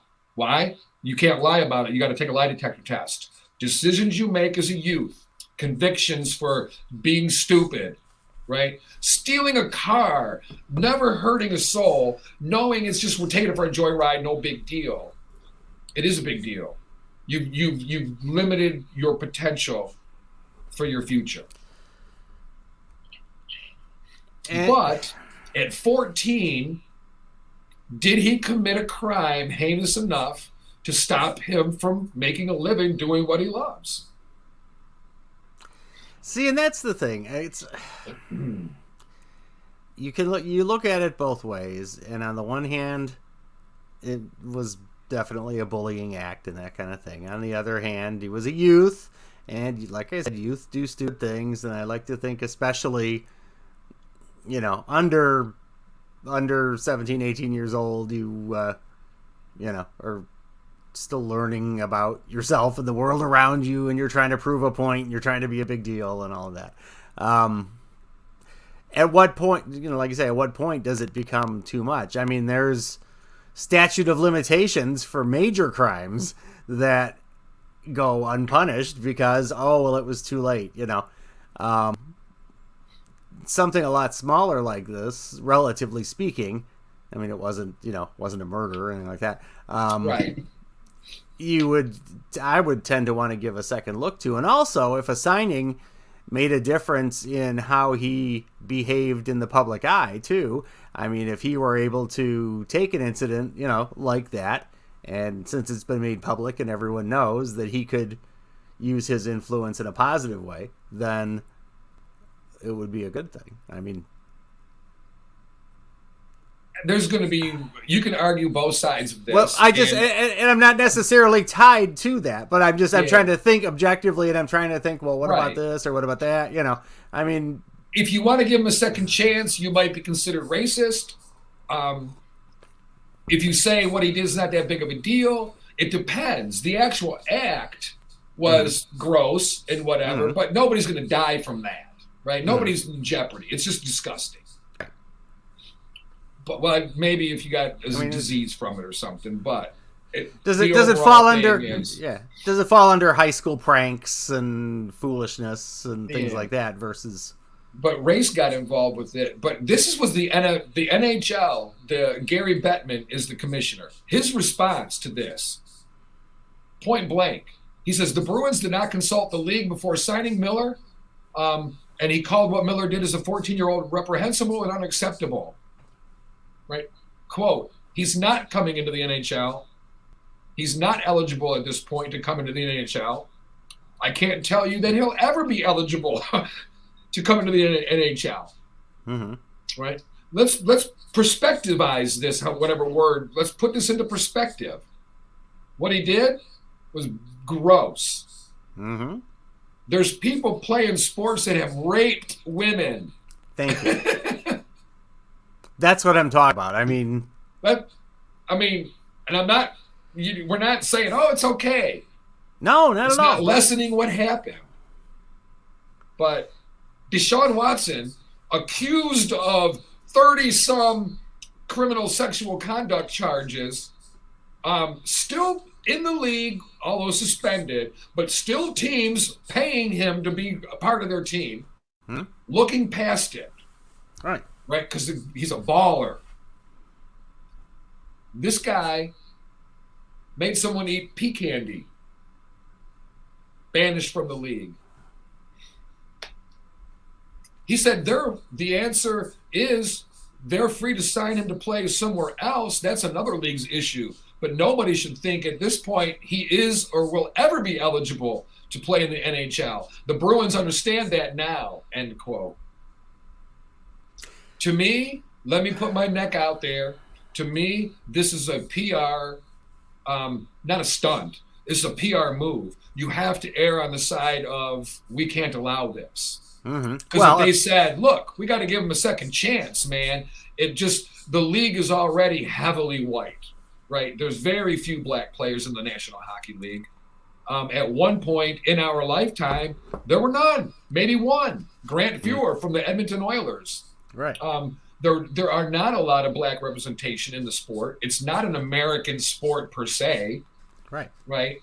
It's a worldwide sport. It's not just like basketball, baseball. Those are American-made sports. I believe basketball is made in America. But hockey, not so much. But you could argue that this is a little bit overboard in the name of we can't allow this. You could also argue, look, 8th grade, right? This is an 8th grader. I think if you're going to apply that rule and you're going to make that kind of a decision, and you're going to make that kind of a statement as a league, then you have to go back and review every single player's behavior from the same time period. And undoubtedly, there's going to be players and people who did things in the past that if you hold the same standard, then they should be expelled from the league too. Yeah. And we're not condoning it, but also we got to listen. There's so much that plays into it too.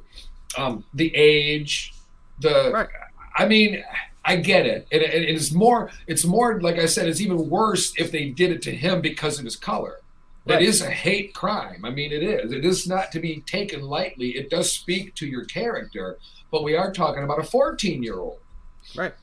So he says, when I was in 8th grade, I made an extremely poor decision and acted very immaturely. Yeah, you did. Like a 14-year-old would. I deeply regret the incident and have apologized to the individual. All right, good start. Since the incident, and you could argue, do you regret the incident or do you regret the repercussions from it?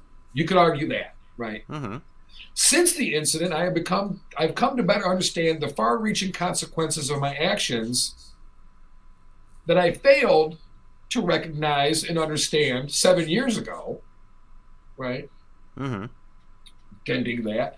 To be clear, what I did when I was 14 years old was wrong and unacceptable. True. There's no place in this world for being disrespectful to others, and I pledge to use this opportunity to speak out against mistreating others. And the NHL said, thank you, you're out. Where do we draw the line of second chance? And it's a gray area. There's some things are no second chance. Others you go, well, you know, it's not that big of a deal. Others would go, it's a huge deal. I guess again, I'd personally default back to looking at what happened as a result, what the pattern of behavior was going forward. I mean, did he, you know, the next year do the same thing to another black kid? And, you know, I mean, was it something that was a repeat offense, or was it something that was done one time without thought and foolishness, and he has no other history of any type of behavior like that? To me, that makes a difference to me. I mean, any of us can screw up once, and you get caught up in peer pressure at 14, and you know, you got to do it. It's everybody's doing, you know. At 14, you don't really fight that. You want to be with the in crowd and do what the cool kids are doing, you know. A lot of things happen in those years that are unacceptable. I mean, you talk about, you know, things like the hazings and things like that go on. It's just, you got to look in perspective. To me, it's absolutely wrong, and it's made public, and everyone knows now. You know, now is your chance to help make it right on a bigger scale, and I think as a player, he could do that. You have the publicity and the platform to do it on, but the NFL or the NHL doesn't want to be the platform, so I can understand that though, because you got to be careful with that. Well, yeah, I agree. I can too. I get it. But it sucks for this guy because maybe, and again, like you said earlier, though, what's his track record since moving forward of that? You know what I mean? Has he made excuses? Have there been, I was wrong, but, or did he say, I was wrong? I was stupid. I was 14. I was stupid. No excuse. I'm embarrassed by it. And I'm really sorry again, still more, you know. It's the impact that it should have had on his own psyche, realizing what he did, and how that's expressed, you know. But it's something to put into perspective of the level of gray area too, right? Dave Chappelle with the transgender community and the uproar. Kramer, what was his name? Dennis Richards or whatever, when he used the N-word in his comedy skit way back in the beginning of all this cancel culture thing, whatever they called it. You can't excuse that. Like, you say sorry, but you can't be like it slipped. It can't be. There's no. Wait a minute. There's no bringing that back. You know what I mean? No, but again, and then it also has to be universally applied to all parties, all people. If that's the standard you're holding for one, then you've got to hold the same standard for everyone else, and that goes regardless of race. It could be, the tables could be turned. And Kyrie Irving, for the anti-Semitism, got suspended. So there is it's got to go both ways. I just feel that's a stiff penalty, but I understand what he did, and I'm not saying. I personally, I would give him a second chance, but it also depends on his track record since then. But now he's 20, 21. Right. To me, that's just a stiff penalty, especially when we've got people convicted or not convicted, but accused enough of misconduct that they shouldn't be in the leagues either. Then, right. Well, that's it. It's got to be universally applied. It's got to be the same for everybody, or you've got to take it for what it is, recognize what happened, do what you can to keep it from, not only individually to keep it from happening, but help keep others from doing it. And make the best of a bad situation, I guess, is the way I see it. It's, but I totally understand both sides, and it's, either decision makes sense in one way or the other, depending on the facts and everything else. Exactly. It just sucks for that guy because, like, is that the correct sentence? You can't earn a living. Or you can, but just not that. That's like my issue. People, I seen some comments the other day on one of my reels get like a couple thousand plays and stuff like that through the day, and people comment on them. Like the one guy was like, "What's with the voice?" The other lady gave an angry face and said, "Terrible." And I'm like, "What's terrible?" I'm thinking to myself, "What?" And I can't help my voice. What's with your voice? And I didn't reply or nothing like that, but. Same kind of thing. Being transgender, people go, I don't want them to work here. They shouldn't be there. What the hell are you doing? Do you say I don't have a right to make a living? So you want to support me? You want me to be on welfare and begging on the street and prostituting myself and making the city less safe? Or would you like me to be a productive member of society, not milking your tax dollars, making money, and living my life normally? Is that what you prefer? Or do you prefer me to not be able to work because you don't see eye to eye with me? And who are you, the judger, to even be making that kind of a call anyway? You, Sapphire, have every right to coexist peacefully and, do everything that anybody else can do. And those who say otherwise, what makes them any better? I mean, And they don't look at the big picture. What else are we supposed to do? Right. So this guy, what am I supposed to do now? Like, I'm a hockey player. This was geared for hockey, and you're taking it away from me because of that. And I understand what he did was bad, but do you now not allow him to make a good living? Or do you just say, no, he doesn't deserve to. He can go be a cook at Ramshorn. And then the cook at Ramshorn goes, wait a minute, man, what are you talking about? What's wrong with? So you're going to disrespect my job?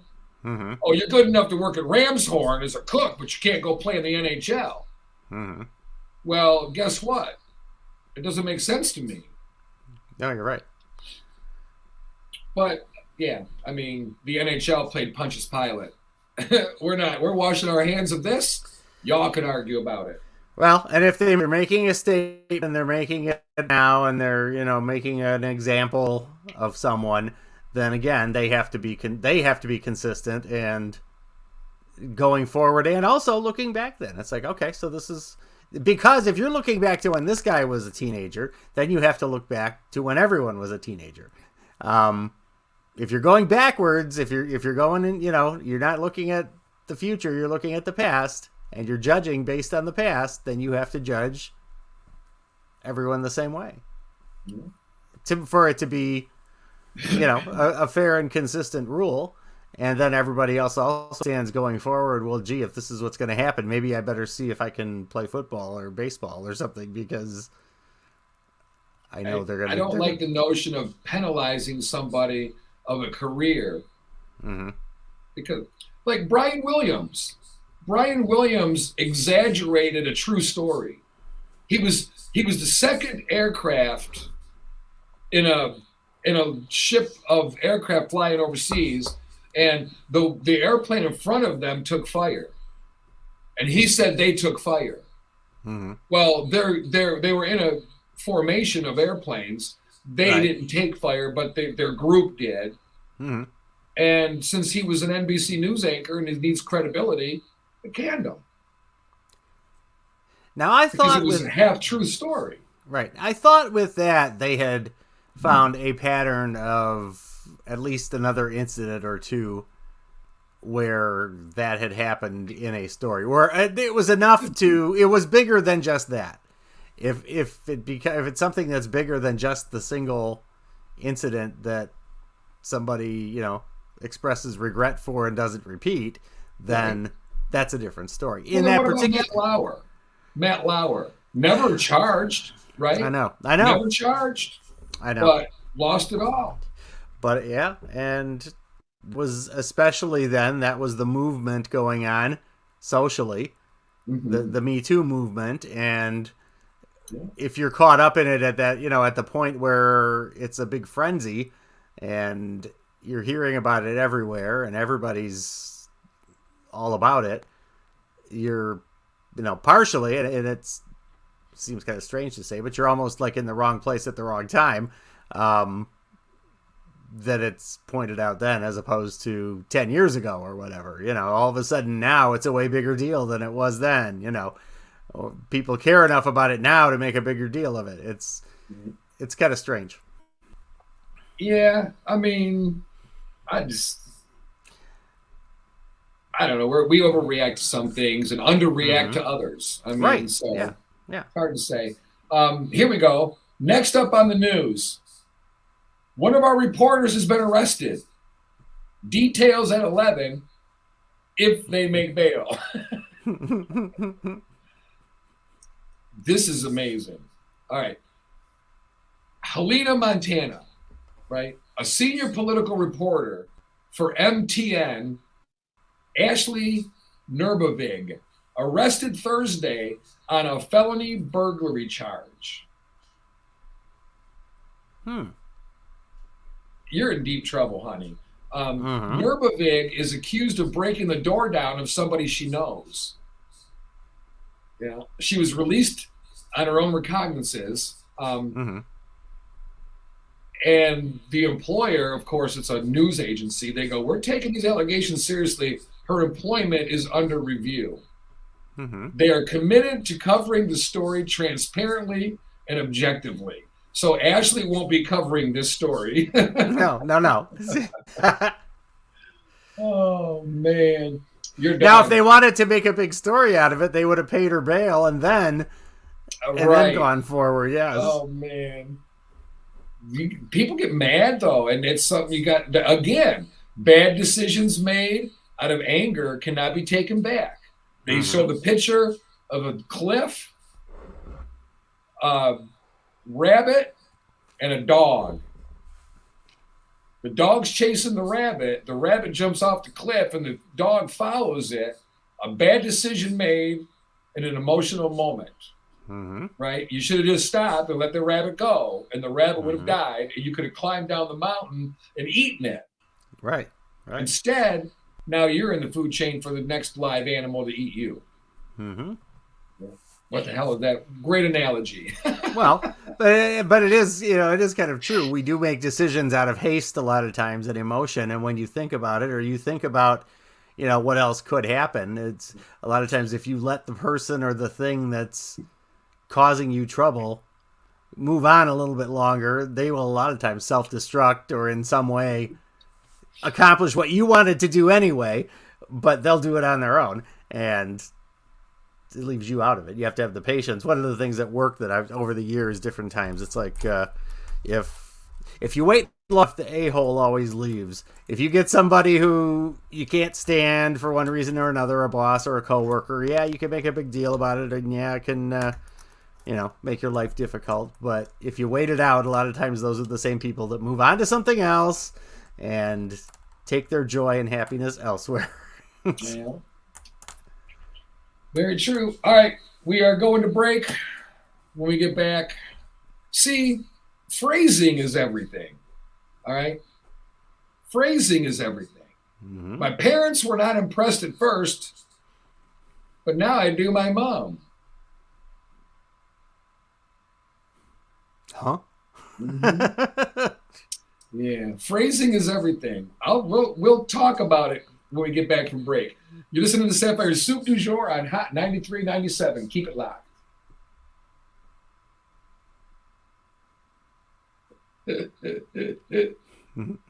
That's the headline. My parents weren't impressed at first, but now I do my mom. Phrasing is everything. Yep. Phrasing and commas phrasing are important too. I say phrasing and punctuation, yes. Yeah. I eat, comma. I love to eat, comma, children, and watching baseball. If you don't use commas, I love to eat children and watch baseball. Yep. All right, we are not going to break because when we go to break, it's showing the wrong show emblem on it. So I'm leaving my computer on. I'm leaving my screen on, but we're going to break till radio break until 9:20. 9:20? Okay. 9:19, 9:20, right in there. Okay. All right, yep. be back. I'll be back in a few. Yep. Let me put the banner up.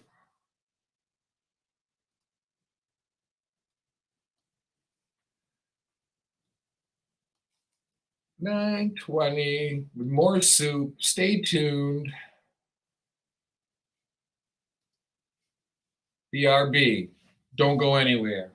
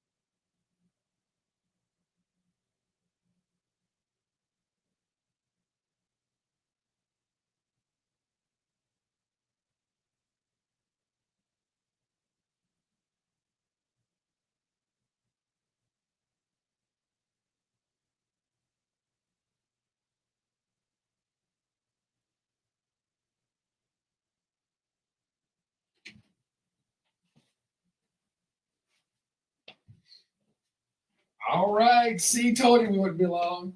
Man, look at that out there. Sun shining bright. That lady walked right by me, scared the shit out of me. All right. Let's see. Woo! A little chilly in here. I didn't realize it.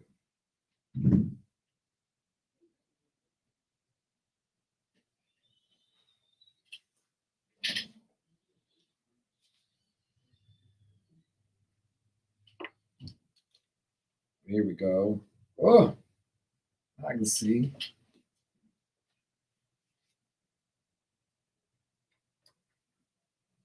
All right, we got Rehab and Corey Shorter coming up.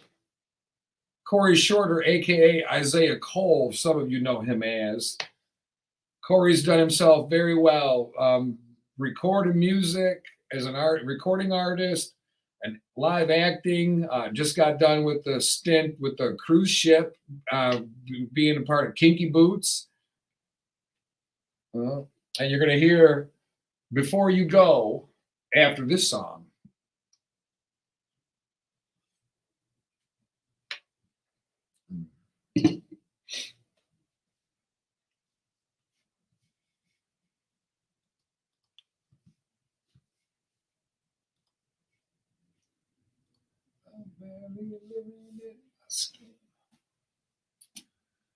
Oh, Lordy, Lordy. It's already 9:15 almost.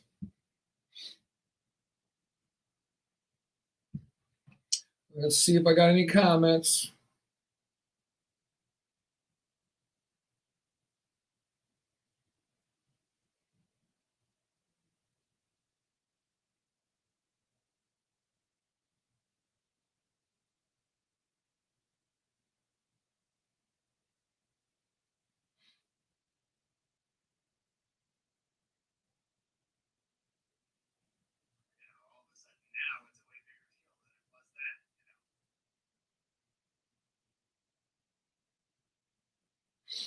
Mm-hmm.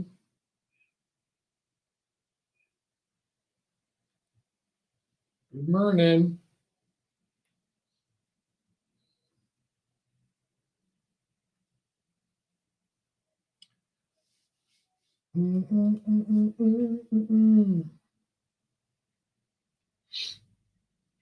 Scrolling Facebook for a minute.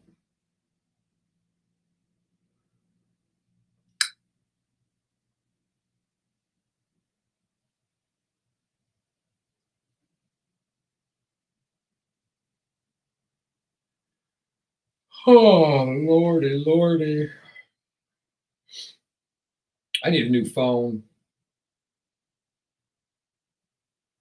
If I win the lottery tonight, I'll buy a new one. Wait, when's the drawing? Tonight? Woo!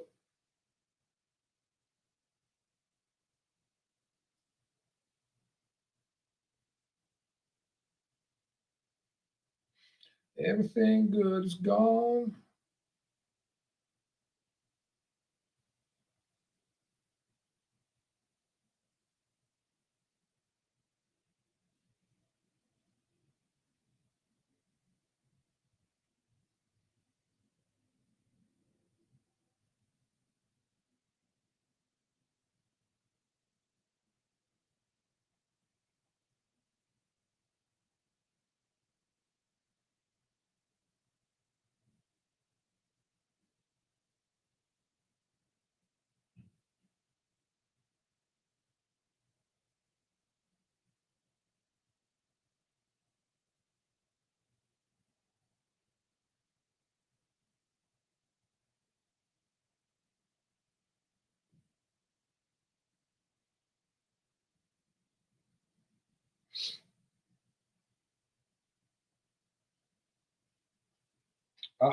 Corey Shorter, Before You Go, on now.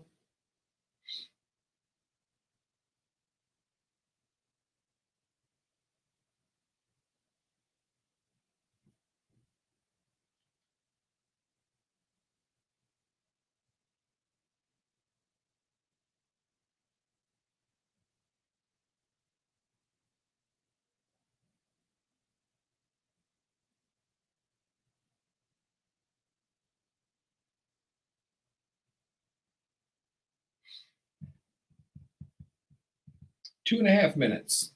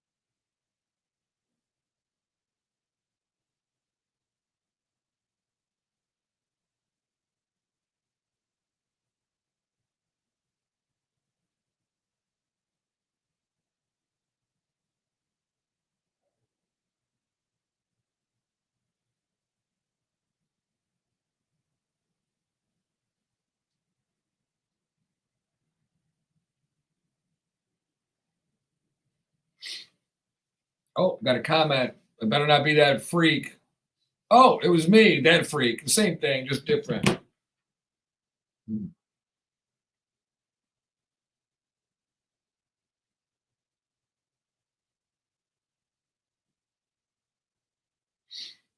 Uh, 1 minute.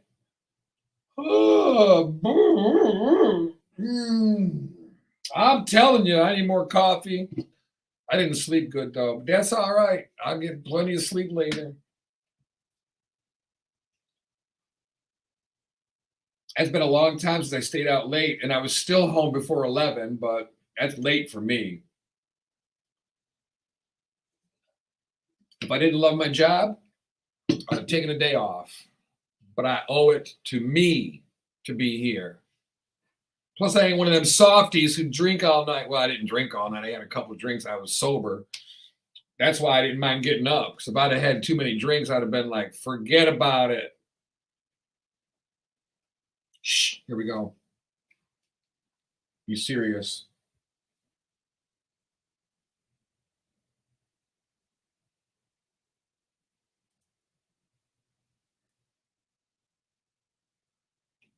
All right. Happy Monday.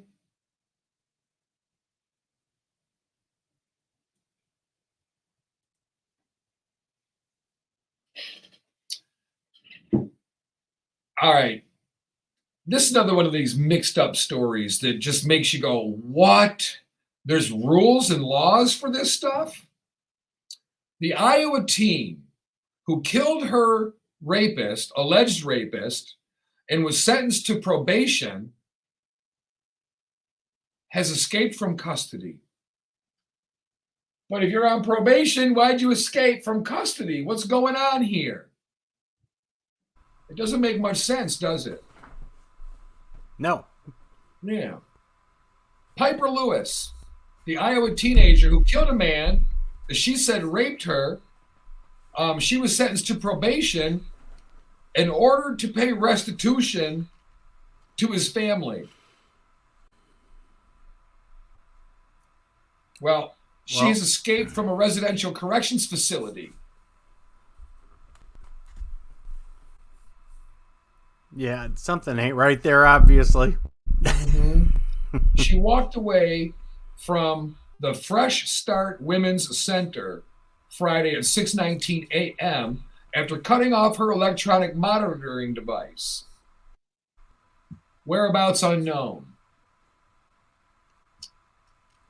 She was 15 when she killed a man she said had raped her multiple times. She pled guilty to voluntary manslaughter and willful injury. And in September, an Iowa judge ordered her to pay $150,000 to his family in restitution, as required by Iowa law. See where we're going with this? Victims' rights and criminals' rights and who's got more rights. And here's the problem.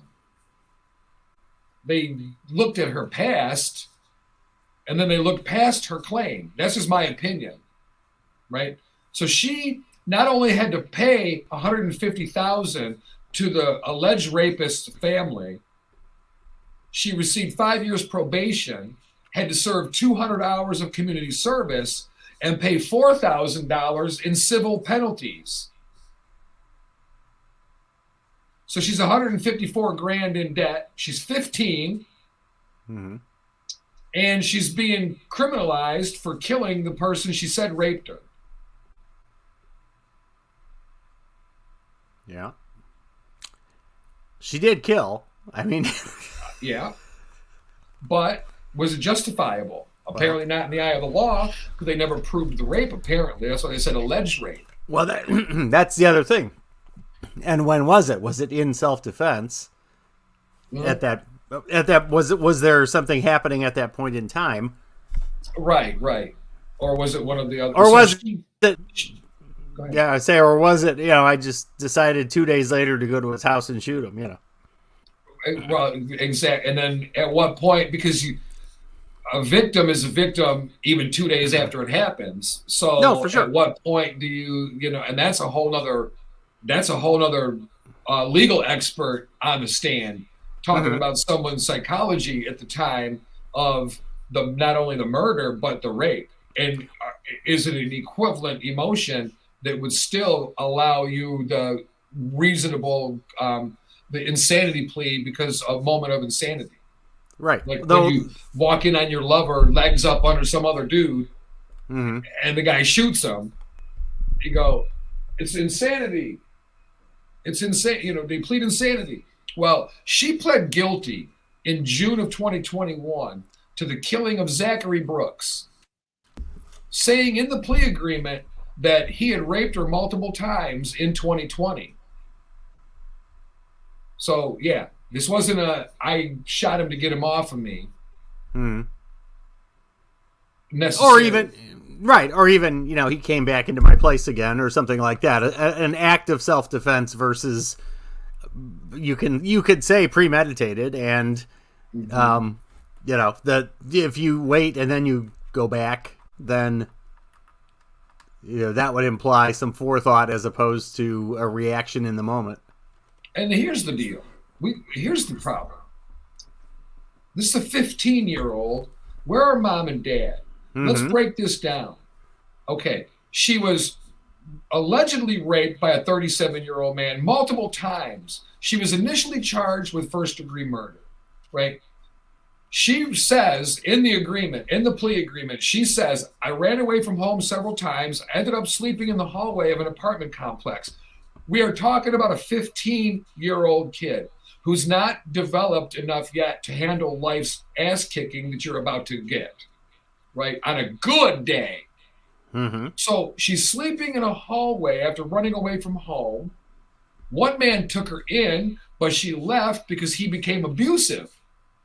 She then moved in with another man who created an online dating profile for her and arranged for men to have sex with her for money. She's 15. Yeah, say nice guys, yeah. Yeah, exactly. You could have knocked on, I don't know, somebody's door that we know who would have helped guide her in the right way, not prostitute her out and screw her up even more. Right. But we have this land of opportunity, and we decide to use these opportunities to hurt, not help. So troubled youth, 15 years old, sleeping in the hallway, somebody takes her in and starts beating on her and abusing her. And then she leaves, and then someone else takes her in and creates a profile and makes a whore out of her. And like you said, where are the parents all this time? Exactly. Well, she lived with this guy who said, you're my girlfriend, even though I'm pimping you out for money. She lived with him from April 2020 until she got arrested for killing Zachary Brooks. Brooks met her in May of 2020 at 15 years old, gave her alcohol and marijuana, and had sex with her 5 times while she was unconscious over a 3-day period. She learned of what he had done each time she regained consciousness, and he was still on top of her. Well, that would be the giveaway, yeah. So, on May 31st, the man with whom she lived with confronted her with a knife after she refused his order to go to Brooks's apartment to have sex with him in exchange for marijuana. She eventually agreed after he cut her neck. She was forced to drink vodka shots. She fell asleep. At one point, she woke up and Brooks was raping her. She fell asleep again. Lewis went to find her. She went to find her. When Brooks fell asleep, Lewis went to find her clothes. When she came back to the room, he was passed out naked. So suddenly, I realized he had raped me yet again, and I was overcome with rage. Without thinking, I immediately grabbed the knife from his nightstand and began stabbing him.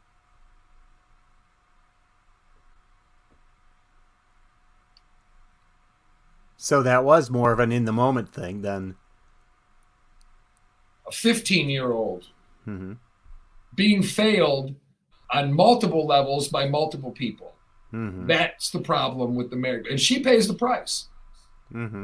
Oxford, Michigan, the school shooter. He begged for help.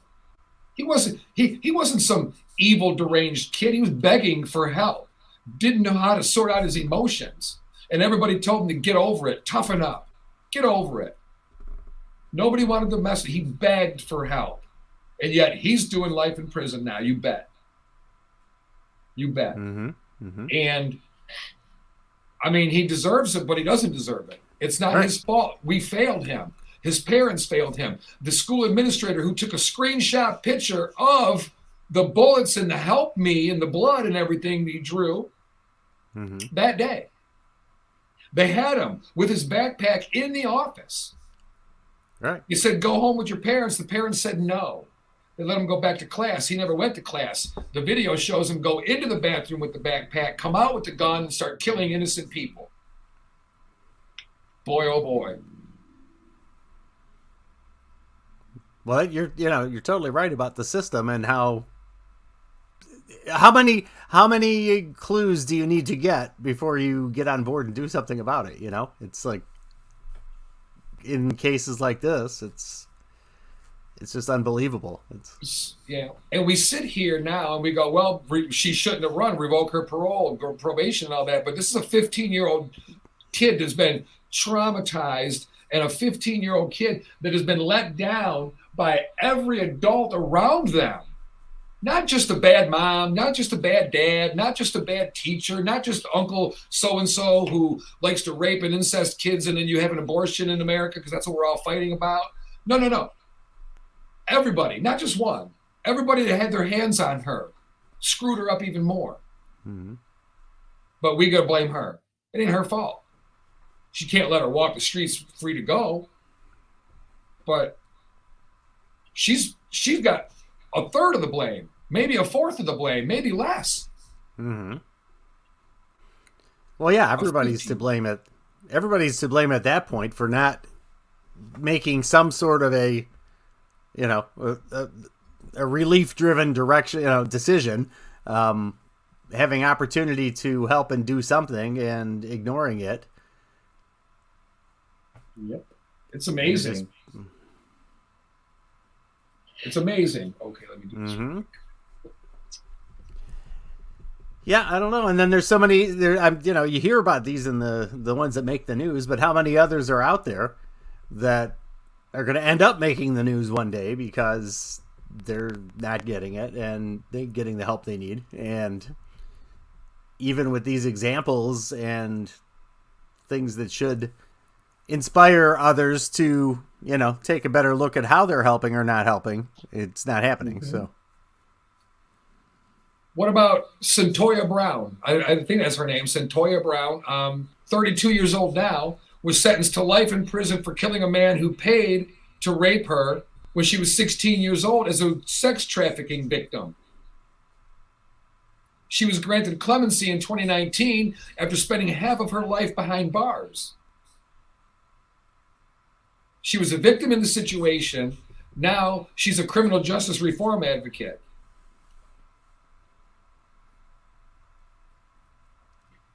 Well, and that's probably helping her too get through where she's been and what she can do to make it, make that time reasonably worthwhile, as to the extent that you ever could, but have some good come out of it, We need to see the direction this points us, and that's where we're missing the boat in this country. We're distracted completely, but we also, let's look at what's going on here. Forget convicting. Let's forget all that, what she did. What brought her to this? The adults that failed her brought her to this. So even though she's paying the ultimate price of her freedom and everything, and she made a bad choice of cutting her tether and all that, what do you expect from a 16-year-old kid who's been in trouble her whole life? At least troubled, right? Because you don't go from Beaver Cleaver to this overnight. And then all the other people, a 15-year-old kid, I don't know anybody who wouldn't help them. I don't know anybody who would take a 15-year-old kid off the street and go, come here, we're going to go make some money. I don't know people like that, thankfully. You know why? I'm a good judge of character, I guess. But I couldn't imagine. Somebody jumping into the back of my car on a Saturday night thinking they're getting in an Uber, and I kill them, like that girl in South Carolina. Right? I couldn't imagine the opportunities presenting itself to help somebody, and we look at it and victimize them. We go, well, nobody's around. Nobody's going to believe it anyway. Let's just give them drugs and alcohol, and they won't even remember. How do you enjoy that? How do you get I don't know. That's how do you enjoy that? Well, it's the power trip, I guess. It's what it is. It's power trip. But I don't know. I mean, if you're like being forced to have sex with somebody, how can they enjoy that? Like, you're on top of me and I'm crying, please quit. And you're just hard as a rock, pounding away like you're digging for gold. We're drilling for oil in that thing. You're like, what are you doing? I'm crying. I'm begging you to stop. You have an erection? How can that be exciting to you? That's what's wrong, but we don't want to face that. The abortion issue we argue about. What's wrong? We're basing our argument of abortion on incest and rape. How about we not enable? Same with this. We want to blame her. 15-year-old kid. Wow, the world did her wrong, blah, blah, blah. Yeah, they did. We failed her in every way, shape, and form, and then we blame her because she's the one paying the price for it. The ones who failed her, if they get any trouble, but who are you going to believe? A criminal at 15 or the people that you can't prove they did it? Yeah, it's definitely, when they talk about the system being flawed and all, it absolutely is. How you go about repairing it, I don't know. It's a big problem. I mean, it's a big problem, obviously. It takes a lot more than just a little speculation. And for her, you go, you could have gotten out of the room. You didn't have to kill him. You could have reported it, but then who's going to believe her anyway? So you go report it, and they go, well, there's no proof, right? They do a rape kit, and there's no proof. Well, now I got to go back to this person. I'm 15. I have nowhere to go. I don't know any better. See what I mean? We set her up for failure, and then when they fail, we go, oh, well, what the heck? Well, of course they failed. How could they not fail? Well, and again, how bad of a home life you must have that you would choose these things over going back home and trying to work things out. I mean, if this is better than what you'd be going home to, then right. Then again, we have a serious social issue problem here that isn't being addressed. Unreal. Yeah. It's sad. 15. I mean, it's sad. And it makes me more grateful that I didn't have the greatest parents in the world, but they sure love us. My dad's passed. My mom's still here with us. They weren't perfect, but they loved us and they love us. I mean, love don't go away just because you die. My dad still loves me even though he's gone. My opinion. Well, he loves you. He loves you from afar. He's watching you. Oh, I'm sure he is. Shaking his head going, what the hell? Yeah. All right. Again, this story is all about phrasing. It's all about how you word things, right? My parents were not impressed at first, but now I do my mom. Meet some of the world's best tattoo artists. Careful how you word things. Tattooing is constantly evolving, right? It's constantly more accepted. Well, this girl says, at first, when I told my parents that I wanted to be a tattoo artist, they were like, I don't think that's such a good idea. Getting the tattoos, giving the tattoos, right? Well, 500,000 Instagram followers later, she's a tattoo artist. She does her mom. Her mom loves to get tattoos. I know. There's no story to it. The only story was know how to present a headline. And they did. They got us to read it because this is no story, right? It's about a girl who became a tattoo artist against her parents' wishes. Yes, it's coming out on Disney Plus. Yeah, great. Against her parents' wishes. And now the parents go, not only are we happy for her, but I get tattoos from my daughter. I know. See, you got to be careful with these headlines. You get all geared up, and then all of a sudden you find out not so much. Oh, Bob, be with us back in a minute, hopefully. Partially blind man shoots a home intruder in the butt. Scary story here. A burglary attempt sends a man first to the hospital, then to jail. Early Friday or Wednesday morning. It was early Wednesday morning, about 3:30 in the morning. Homeowner calls 911 and says, I got a shot off. He was coming right toward me. I think I missed him. Well, he didn't. He had just got home from the hospital, right? Guy comes home, just getting home. He's partially blind. He can barely see. Now there's an intruder, right? He calls 911, says the guy was coming at me. I shot at him. I think I missed him. I don't even know if it hit him or not. Well, he did. Hit him right in the butt. Police follow a canine officer, follows the trail of blood down in the alleyway, and they find Jeffrey Carl, 36 years old, hiding in a shed around the corner. Now, Jeffrey Carl, the bad guy in this, hides in his buddy Joe Lewis's shed. So Lewis looking says, damn, somebody shot that boy in the butt. Didn't know it was his buddy until he saw this buddy laying there. He says, wait a minute. This guy ain't no stranger. This is pretty much my uncle. So he broke into the victim's house because he thought the victim was still in the hospital. These are relatives. They're relatives. But it gets better, okay? It gets better. You know your relative is in the hospital. Your half-blind relative is in the hospital.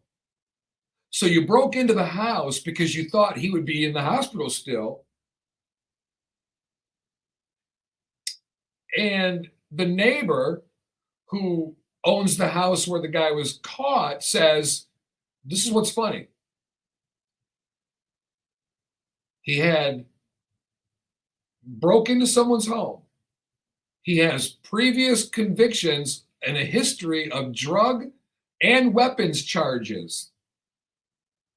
So this is a convicted drug user a convicted weapons charge, right? Weapons charges against him. They go, his buddy says, he ain't a dangerous person. He's just got issues like all of us do. Okay, Mary, rewind the tape. Not all of us have issues that we break into relatives' houses when we think they're still in the hospital. Okay? That's called adding insult to injury, pouring salt in the wound, all those cliches like we talked about Friday. He ain't dangerous. He's just been convicted of drugs and weapons charges, and now he just broke into someone's house and got shot in the ass. But he's not dangerous. He's just got issues like we all do, because we all break into homes and steal stuff. He stole guns and music equipment. Now, I'm not sure what $1,000 stick is, but they said we've never had suspected that he would do this because he's never touched anything here ever. And we've got $1,000 sticks in there, he said. So Carl was taken to the medical center, then to jail, charged with burglary. And now his jail records show he's also got a warrant out for him for domestic violence. His buddy says, I hope he's getting it right. I hope he gets his life right. Locked up on $50,000 bond. You break into a relative's house and get shot in the butt, and they go, he's not a bad guy, just got problems like we all do. No, buddy, we don't all have problems like that. Those are a whole nother kind of problems. Oy, oy, oy. All right, where are we at here? 9:43. Today is Election Day Eve. Can calm heads prevail or just not? I know that the Democrats and the Republicans are losing their minds right now because they want to win. They want control of the House. They want control of the Congress. They want control of everything. Control, control, control. Yeah, well, it's our fault. Oh, and we didn't talk about it, but the Houston Astros have won the World Series. Ta-da! Yeah. And of course, without its little bit of why not, guess whose fault it is? Whose fault is it? Well, if you remember Lenny Dykstra used to play for the Philadelphia Phillies, right? Mm-hmm. He was a all-pro or whatever they call it, an all-star baseball player. Well, he's got an opinion on why the Phillies lost. He's blaming it on Jill Biden. Yep. He took a swipe at First Lady Joe Biden following the team's World Series Game 6 loss on Saturday. He suggested that Jill Biden's appearance at Citizens Bank Ballpark in Philadelphia for Game 4 was part of the reason why they lost. Now, if you remember, which you might not, Bob, but Game 4 saw the Philadelphia Phillies get no hit by the Astros. Yeah, right? I recall. Okay, we blame them for a lot of things, but her visit to the park changed. So Jill Biden Wednesday joined the Stand Up to Cancer tribute at Citizens Bank Ballpark in the middle of the 5th inning. She arrived just before the tribute, which occurred after the Astros scored 5 runs in the inning to take a 5-0 lead. And they never looked back from there. So Lenny Dykstra says, well, it must have been her. Yeah. She wasn't on premises yet, so it wasn't her. Oh, Lord. I would hope that there was jest in that. Like, you know what I mean? Like, if we were joking around and we go, well, I blame, we got to blame Joe Biden for this or something like that. I would have to seriously? believe so. Yeah. I'm sure people really felt that way too. I'm sure people really believe that kind of stuff. Superstition. See, speaking of superstition, we've talked. The Detroit Lions won a football game yesterday against the Green Bay Packers, arch enemy, arch rival. But not before. There's heavy speculation coming from the Adam's Apple fan base of the Detroit Lions, right? And that is, we all kind of feel like the curse of Bobby Lane is real. Bobby Lane got traded in the 50s and said, you'll never win again until everybody's dead. Well, everybody's dead and still no win. But the other day, the trade deadline comes about, and the Detroit Lions trade one of their top offensive players, Hawkinson, right?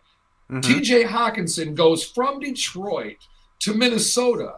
Minnesota, 6 wins, 1 loss. Detroit, 1 win, 6 losses. And just hanging out for dear life to be even considered a National Football League team.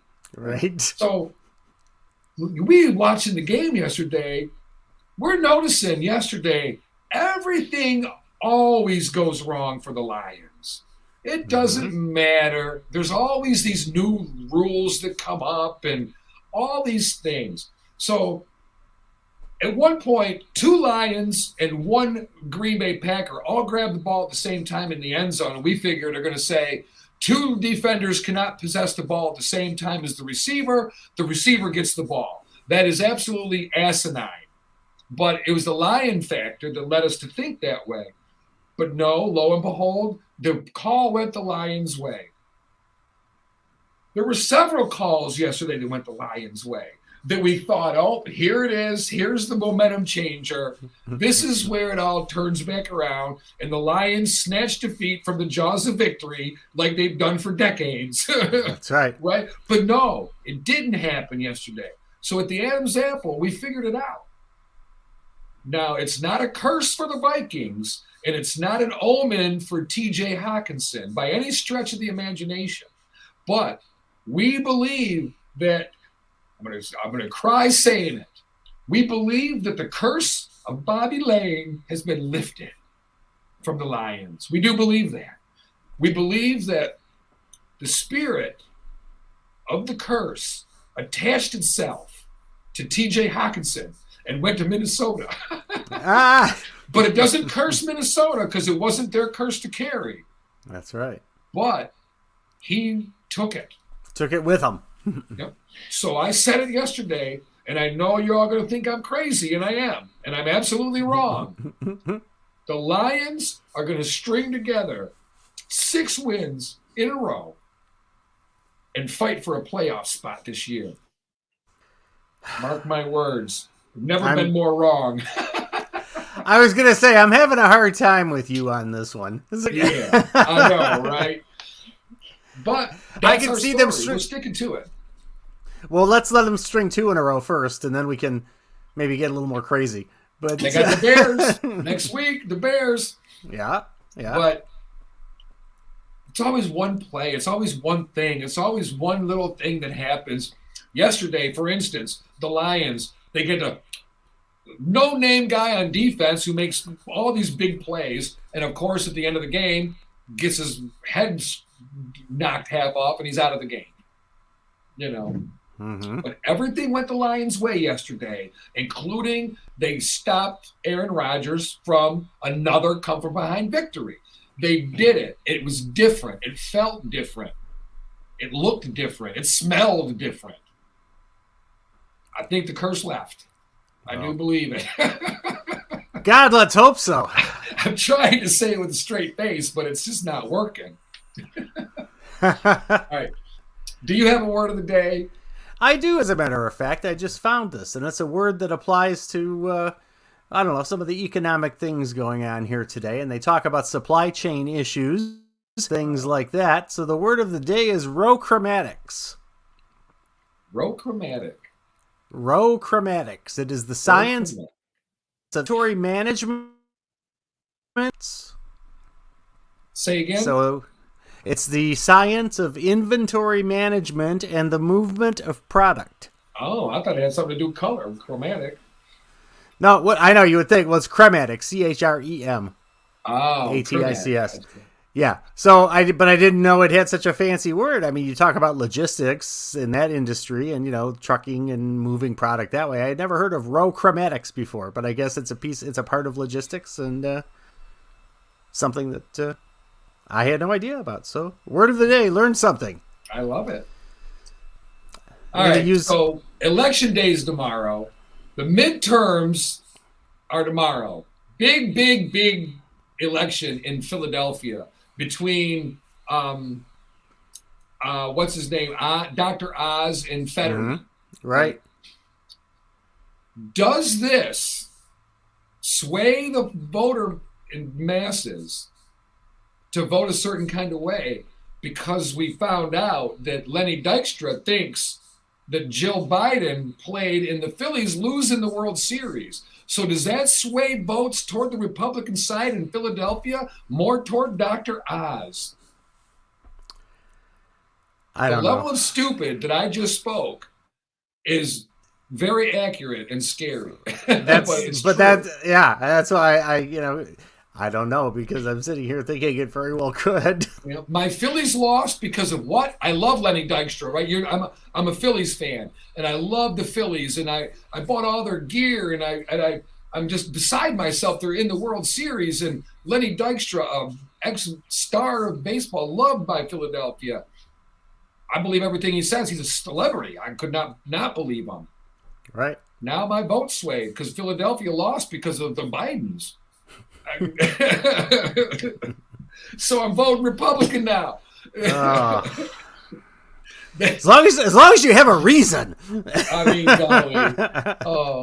I can't wait till Wednesday to sit here and start reading through all this stuff. But it's not a joke, but it's laughable. But our country is in a transition, aren't we always? But anyway, do you have any closing words for the day? Not really. Make sure you get out and vote tomorrow, no matter what your position is. Don't assume that you either have it won or you have it lost, because without participation, you're causing whatever happens to happen. So true that. Go do your thing. And I know a lot of people have already done early voting, so it shouldn't be as crowded. Yeah, it's going to be weird this year. I think whatever side wins, you're going to see a lot of foul crying. I think you're going to see a lot of that both sides this year. Mm-hmm. It's become the standard, right? We can't be a good winner, good loser.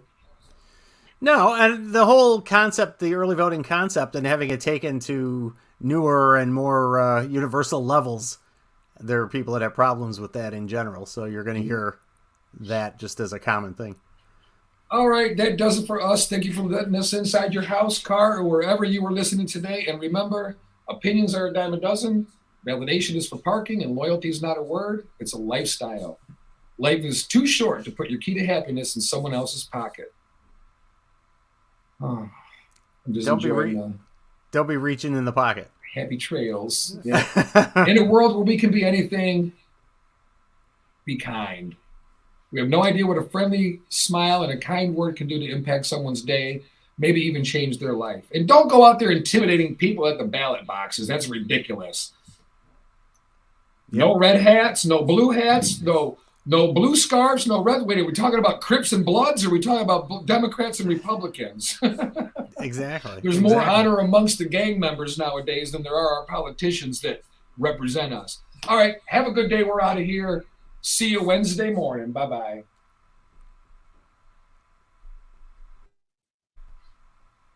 Boop.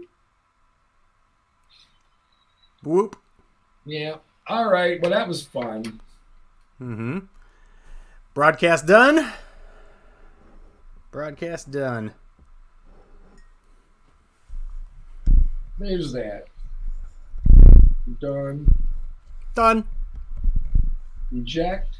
Done. Turn off. Done. Well, thanks for watching our broadcast, everybody. And thankfully, XXX69 Online didn't hack us today. That's right. I did send a message to them saying that he hacked us and everything. So I'm hoping that I banned them, but I'm hoping they banned them and got rid of them. Yeah, the whole platform, yeah. Yeah, the whole profile is gone, hopefully. Mm-hmm. But they'll be back, I'm sure. They'll find a way. It won't help. It won't do them any good. They're climbing up the wrong tree here. Yep. I quit doing porn videos a long time ago. Speak for yourself. Right.